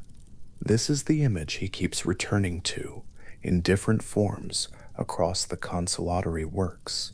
What was given, the particular life of a particular person, held close for a particular span of time, was given out of nature's abundant, indifferent generosity, and the return of it is not a violation of anything that was rightfully owned. It is the completion of the arrangement as it was always structured. The love that existed within the duration of the loan was not provisional. It was not rendered retroactively less by the loan's ending. It was complete in itself, finished in its own time, and the ending does not reach backward and diminish what was genuinely present during all the years the loan was being held. What remains after the loan is returned is not emptiness, though it feels like emptiness for a time. What remains is the shape of what was held, the specific impression left in a life by the presence of another life, the way a person's habits, thoughts, and daily textures have been formed by years of companionship with someone now absent. The Stoics did not have a precisely developed account of this. Seneca was working at the edge of what the tradition had articulated, but the consolatory letters gesture toward it repeatedly.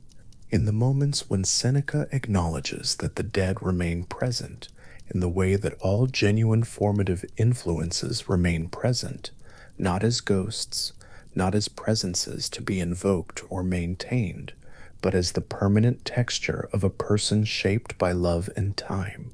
There is a mourning quality to all of this when it is read from the right position, not the forced brightness of an optimism that has not earned itself, but the quiet light of a position that has been tested and has held the specific clarity that comes to a person who has sat with a hard thing long enough to stop being afraid of it.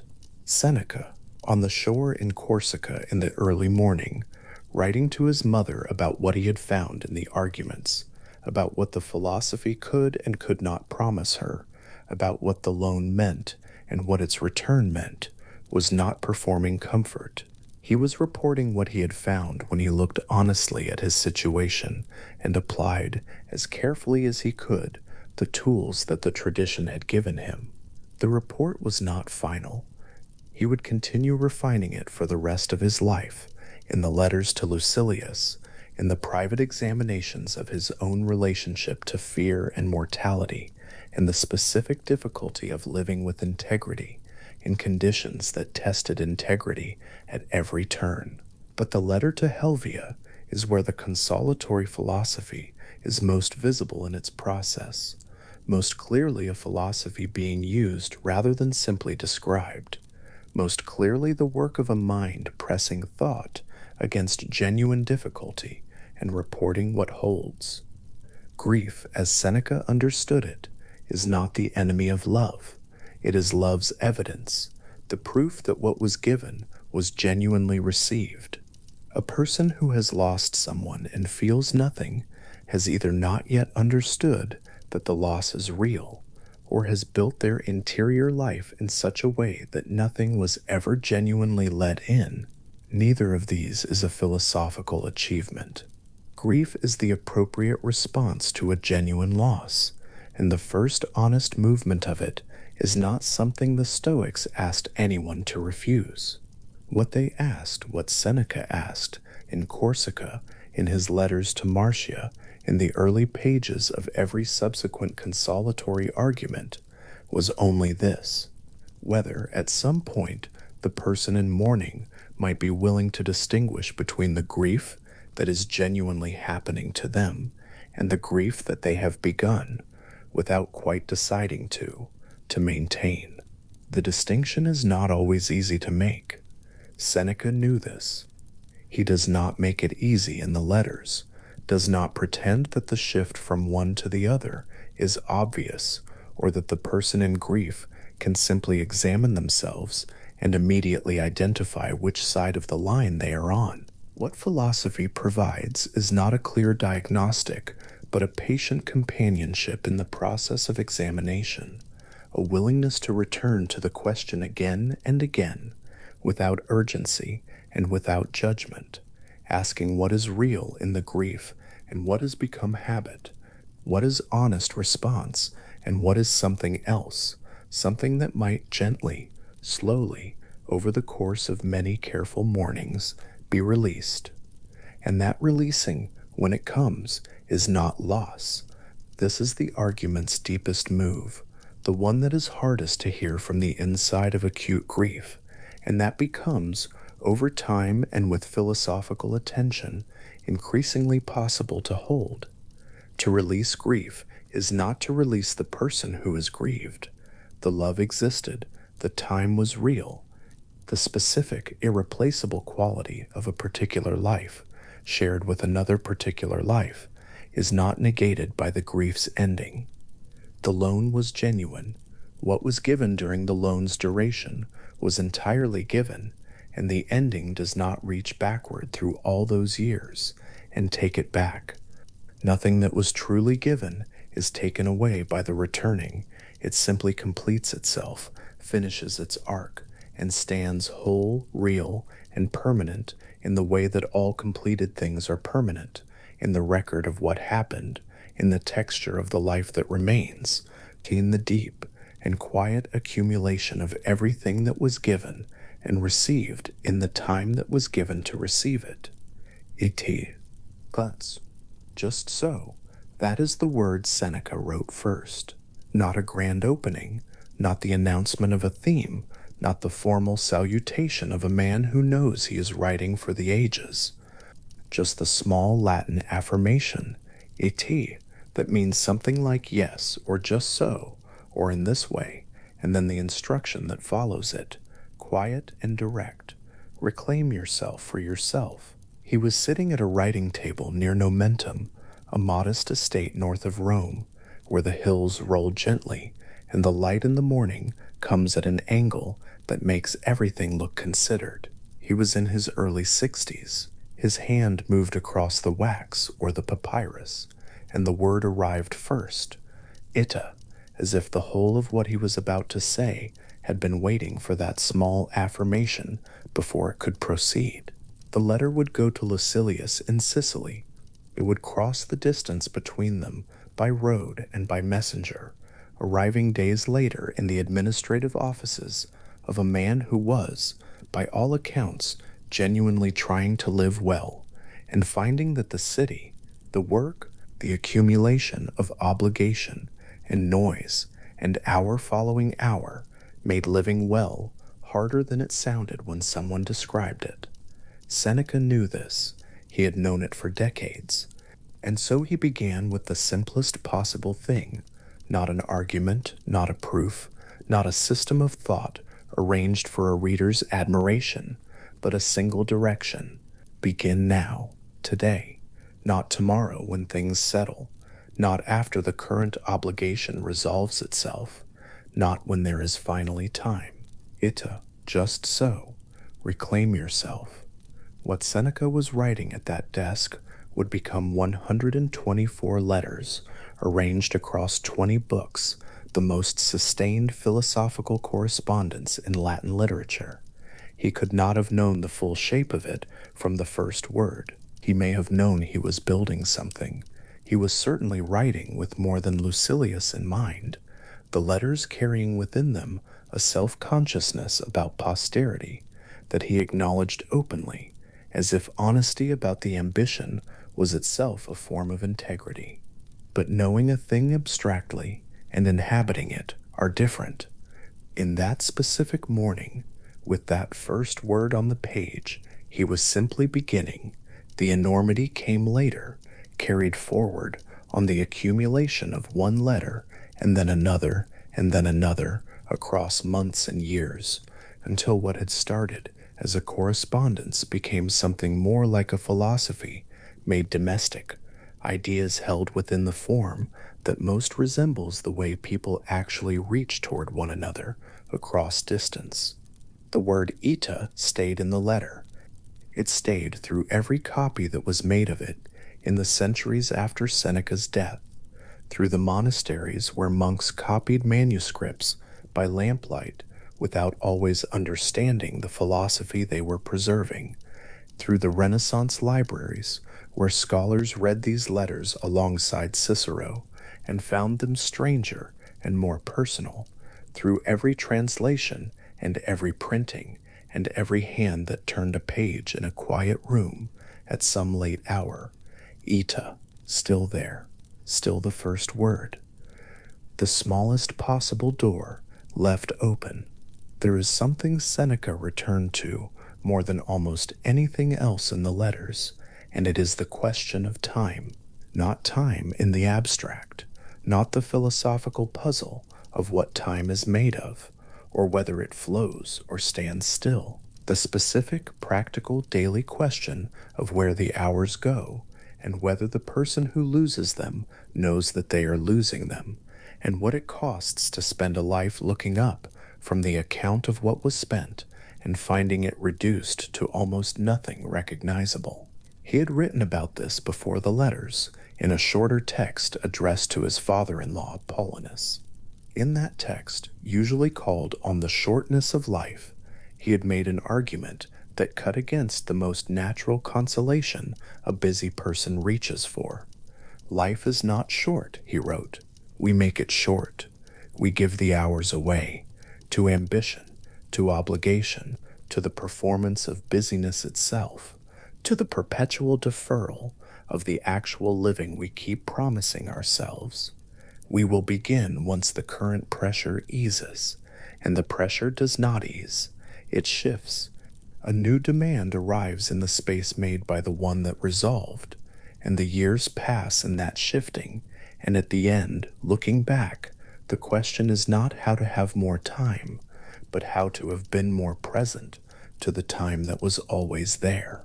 Paulinus was an older man managing important administrative duties. The text came to him as a challenge or an invitation, depending on how it was received. Seneca was not condemning busyness as a moral failure. He was observing it as a kind of miscalculation, the error of spending what is genuinely one's own on what was never genuinely one's own to spend it on, because the obligations of public life, the requirements of others, the social machinery of advancement and reputation all arrive, presenting themselves as necessary, as the actual content of a life, when they are in fact only its surface.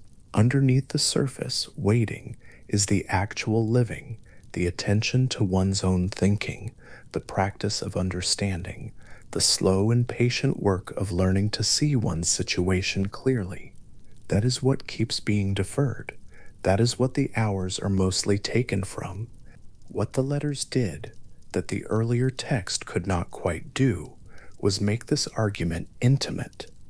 On the shortness of life is the argument stated. The letters are the argument lived.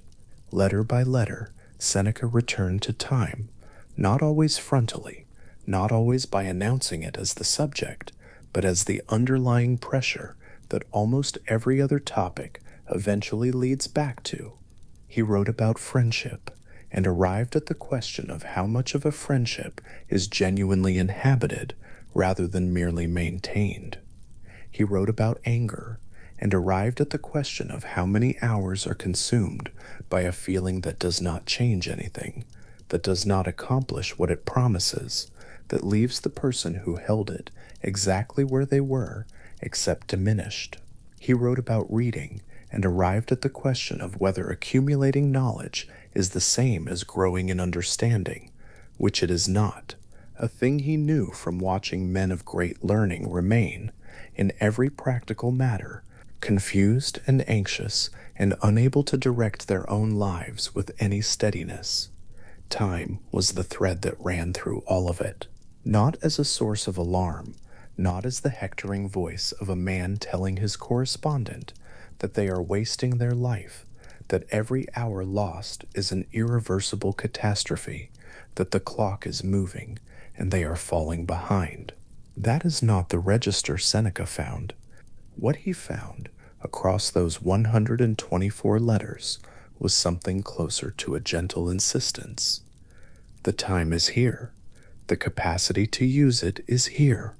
The thing that gets in the way is mostly a set of habits, of attention, of priority, of the unexamined assumption that the real living begins after the current circumstances resolve. Those habits can be examined, they can be loosened, not all at once, not through a single insight that restructures everything, but through the steady return to the question, which part of this hour is mine, and am I present to it? Seneca had learned this, as he learned most things, imperfectly and across a long time. He had spent years in proximity to power, so great it distorted everything around it. He had written well about philosophical equanimity and lived for long stretches in something less than that. He had given advice about the seductions of wealth and comfort, while himself being wealthy and comfortable in ways that his critics pointed out, not without reason. The letters know this about themselves. There is a quality in them of a man who is not presenting a completed self as a model, but thinking aloud, in the presence of another, about how one might do better, how one might bring the life and the philosophy into closer agreement, even knowing that perfect agreement is not available. Lucilius was not a student receiving instruction from a master. He was a companion in the ongoing difficulty of trying to live well, and the letters move the way a conversation moves between two people who are working something out together, rather than the way a lecture moves from a speaker who has finished working it out to an audience that has not yet begun. This is part of what makes the instruction in Letter 1 feel different from a prescription. Reclaim yourself for yourself is not a command delivered from the position of someone who has completed the task. 4. It is an instruction given by someone who is also in the middle of it, who gets up each morning and has to choose again, which demands are genuinely his, and which ones he has been giving himself away to without noticing. The word ita at the beginning is not the confidence of arrival, it is the affirmation of continuing. Yes, again, today, this way. In letter 83, written much later in the sequence, Seneca described a practice that Sextius the Elder, one of the early Stoic adjacent philosophers of Rome, had used. Each night, before sleep, Sextius would hold an interior review of the day. Not a review conducted by a prosecutor, not the cataloging of failures, the accumulation of evidence against oneself, the building of a case for inadequacy. Something quieter than that, and more attentive. A witness rather than a judge. He would move through the hours, what happened here, what was given full attention, where the attention slipped into reaction, where a habit asserted itself before reason could arrive, what was done well and simply done, what was left unfinished that might be approached differently tomorrow. Then he would set the day down, consciously, deliberately, as one sets down a tool at the end of the work it was made for. The day was complete. It had happened. It was now entirely finished, and whatever it contained, the small steadiness, the missed moment, the hour genuinely inhabited, the hour given away carelessly, all of it was now beyond amendment, and so could be released. Seneca found this practice worth recommending, not because it produced a particular feeling, but because of what it changed in the structure of a day known in advance, to end in review.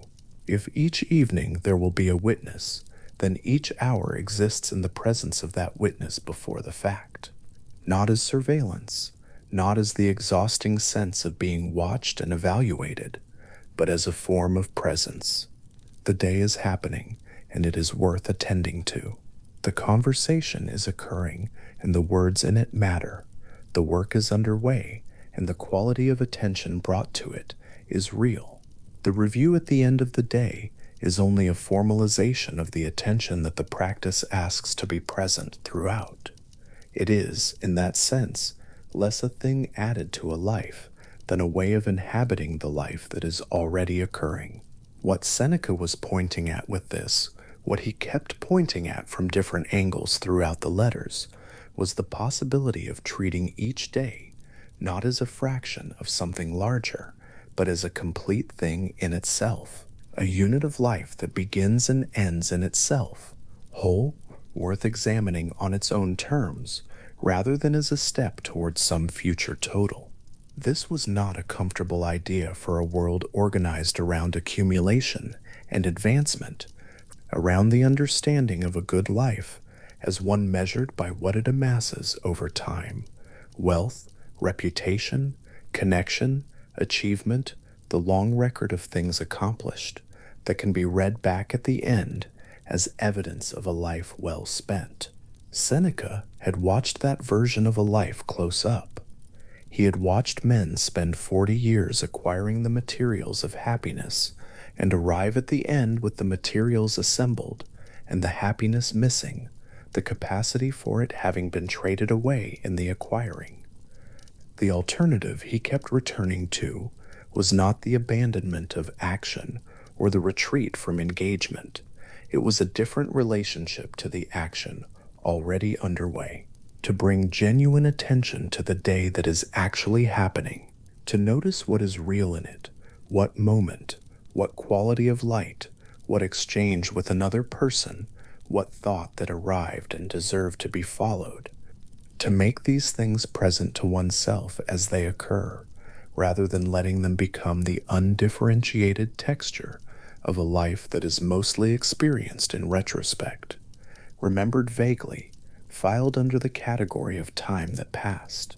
The Stoics understood the cosmos as a rational whole, not rational in the narrow sense of logical and predictable, but in the deeper sense of organized according to a principle, logos, that runs through everything, the same principle that operates in human reason, when human reason is working well, to live according to nature. In Stoic terms, was to live in alignment with this larger rationality, not by submission or passivity, but by understanding, by seeing one's situation as clearly as it can be seen, and responding to it with the best available judgment, rather than with habit or fear or the automatic reaching for comfort. The cosmos would continue in its order, regardless of what any individual did. But the individual who understood that order and participated in it consciously with open eyes was living in a way that was genuinely, qualitatively different from the individual who was simply carried along by it without noticing. This is why memento mori, in Stoic practice, was never really about death.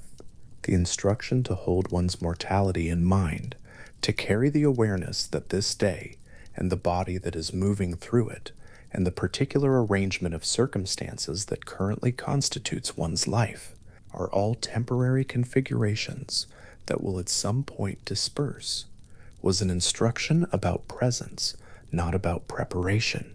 The person who genuinely holds the temporariness of things does not cling to them with the desperate grip of someone who cannot afford to lose them. They hold things with what might be called open hands, engaged, attentive, genuinely present, but not contracted around what they have into the fixed, defended posture of someone for whom loss is the primary threat. Loss will come. It is woven into the structure of everything. Knowing this, sitting with it long enough to actually believe it, rather than merely acknowledge it, that knowing does not produce sadness. It tends over time and in honest minds to produce gratitude, the particular, specific gratitude for what is here now, in this day, in this hour, in this unrepeatable configuration of a life that is moving. Seneca was writing from within a life that had known exile and illness and the specific grinding difficulty of proximity to imperial power. He had lost years. He had made compromises that he must have recognized in his clearest hours as compromises. He had watched people he cared about disappear from the world, to death, to disgrace, to the sudden violence of an emperor's displeasure. He had sat with the question of his own death for decades, knowing it was coming and uncertain of the form it would take, given the environment in which he moved. All of this is present in the letters, not as wounds displayed, but as the ground the philosophy is growing from. When Seneca wrote about reclaiming time, he was not writing from a position of leisure and safety. He was writing from the specific knowledge of a man who had lost significant stretches of his life to things that had not been genuinely his to give, and who was, in the letters, engaged in the recovery, the slow, patient, ongoing work of bringing the hours back into attention, of making the remaining time real. The letters carry this quality throughout. The urgency is there, but it is not a panicked urgency, not the alarm of someone racing against a clock they are losing to. It is something closer to the quiet insistence of a person who has come, over time, to understand that the only direction in which anything useful can be done is forward, into the day that is actually here, with the attention that is actually available. Backward is not available. The hours already spent, given away carelessly, lived in distraction, passed in the performance of obligations that never felt genuinely one's own. Those hours are beyond amendment, and Seneca would be the first to say so. Grief for lost time is itself a form of losing time.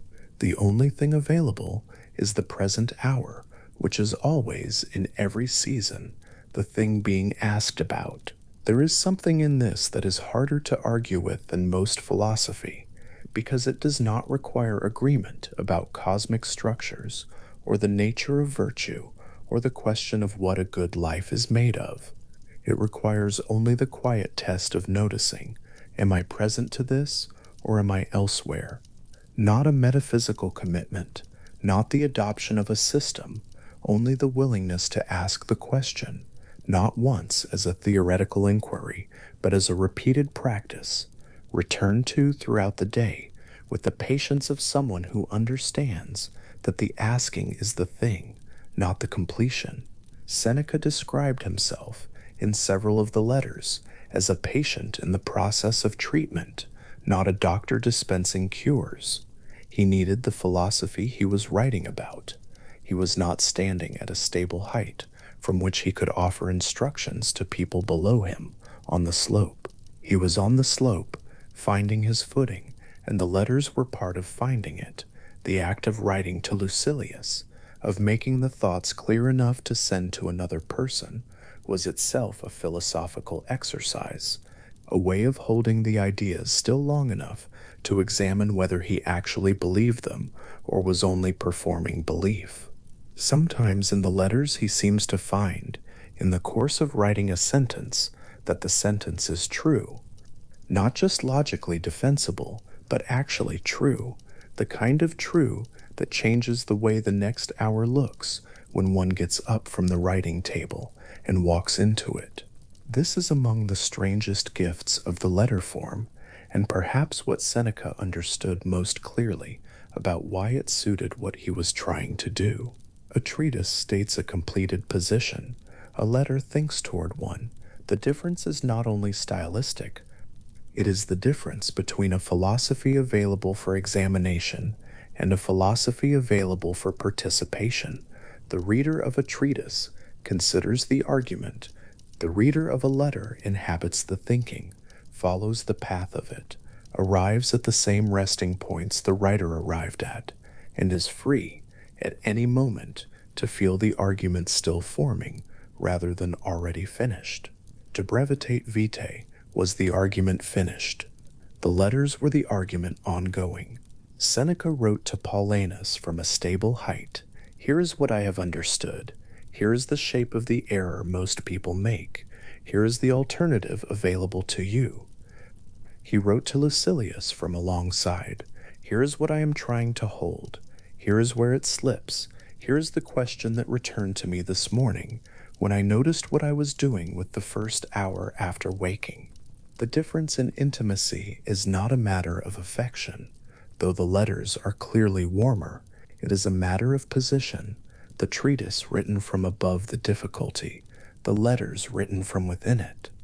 What this means for a reader who opens the letters in any century, including this one, in any quiet room, at any late hour when the day is setting and the mind is beginning to slow, is that the letters arrive not as instruction, but as companionship. Seneca is not ahead of the difficulty, looking back and offering directions. He is in it.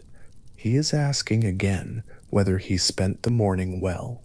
He is noticing, with something between amusement and frustration, how easily the mind colonizes itself with the concerns of others until the concerns feel like one's own. He is returning to the basic questions. What is mine to govern? What must I release? Which part of this hour is available for genuine living, with the patience of a man who understands that returning to a question is not failure to resolve it, but the actual practice of taking it seriously. The nightly review that Sextius practiced and Seneca recommended was, in this sense, less a technique than a commitment to treating the day as worth examining, to bringing to the ordinary hours the same care one brings to the extraordinary ones, and to refusing the idea that the real life begins elsewhere in some future arrangement of circumstances, and insisting instead that it is exactly here, in this evening, in this review of what passed, in the small acts of attention and inattention that constituted the day's actual texture. The ordinary hours are the life. Noticing them is not a consolation prize for failing to achieve the extraordinary. It is the thing itself. Seneca ended many of his letters with a quote from Epicurus. This was a philosophical generosity, or perhaps a philosophical joke, or both, since Epicurean and Stoic philosophy were in various ways in tension with each other. But Seneca had an easy relationship to borrowing from wherever the good idea was. He was not maintaining the purity of a tradition. He was trying to describe what he had found useful, and Epicurus had found useful things. One of the Epicurean quotes Seneca favored, repeated in different forms across several letters, was something close to this.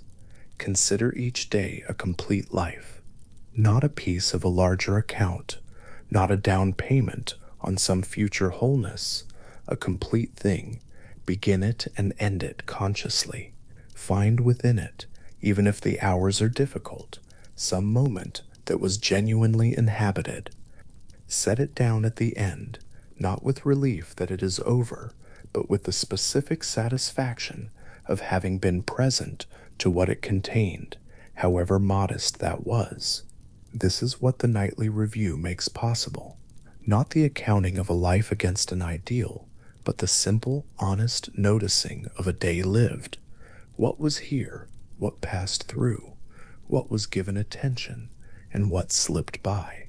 Not in order to assign a grade, not in order to produce guilt about the hours that were lost, but in order to make the day real, to bring it, at its ending, into full consciousness, so that it existed genuinely as a day that happened rather than dissolving into the undifferentiated mass of elapsed time.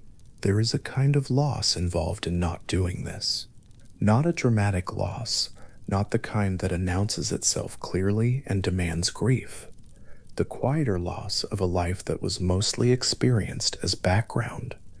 The loss of being present to the texture of one's own days, the specific quality of light on a particular afternoon, the character of a conversation that could have been noticed more fully, the thought that arrived between obligations and was never followed. These things still happened, but they happened to someone who was not quite present to them, and so they are filed not under memory, but under the general heading of time that passed, indistinct and unexamined.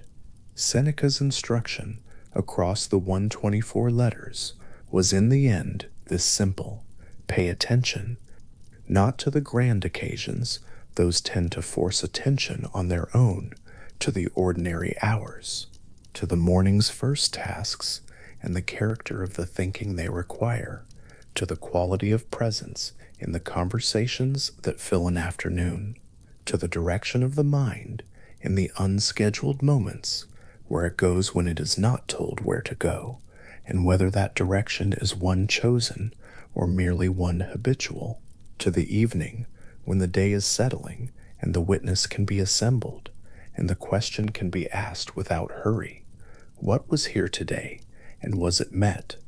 This practice does not produce certainty. It does not resolve the large philosophical questions about what a good life is, or whether the cosmos is organized according to a principle that cares about human happiness, or whether virtue is sufficient for flourishing, or whether reason can, in the end, govern what it aspires to govern. These questions remained open in Seneca's time, and they remain open now, and any philosophy that pretends otherwise is selling something. What the practice produces is something more modest and more durable, the steady, reliable experience of being present to one's own days, of being here, in this hour, attending to what it contains. of moving through a life not as a passenger carried in the direction of some future arrival, but as the person actually living it, in this morning, in this evening, in this quiet moment before sleep, when the day is gathered and set down, and the mind can finally rest. The letters themselves are a version of this practice made visible. Seneca, at his writing table near Nomentum, gathering the day's observations, a man he passed in the street, whose agitation seemed to colonize the air around him, a phrase from an older philosopher that arrived with new clarity in a new context, a thought that came during the morning's walk and wanted to be followed, and sending them to Lucilius not as polished conclusions, but as the living texture of an examined life. The letters are what it looks like to practice philosophy, rather than only to admire it. They are philosophy at work in the ordinary hours, doing the specific, patient, unglamorous labor of helping a mind stay present to itself. And they are still doing this work. The manuscripts passed through the hands of monks who copied them in the cold light of medieval scriptoria, often without access to the philosophical traditions that would make the arguments most legible, but preserving them because the prose itself carried something that felt worth keeping. They passed into the libraries of Renaissance humanists, who read them alongside Cicero and Virgil, and found in the letters a quality of directness and personal urgency that the other great Latin writers did not quite have. They were translated and argued over, and read by people in situations of genuine difficulty. Exile, illness, political danger, the ordinary private griefs that do not make history but constitute the actual texture of most lives. And in each of these readings, the letters did what they were designed to do. They arrived, not as a system to be adopted, not as a proof to be accepted, as a voice, as the specific, unhurried, gently insistent voice of a man who had thought carefully about how to live and was sharing what he had found across whatever distance separated him from the person reading, because the sharing itself was part of the philosophy. To keep the thinking private, to arrive at consoling ideas and hold them exclusively, was to misunderstand what philosophy was for. It was for this: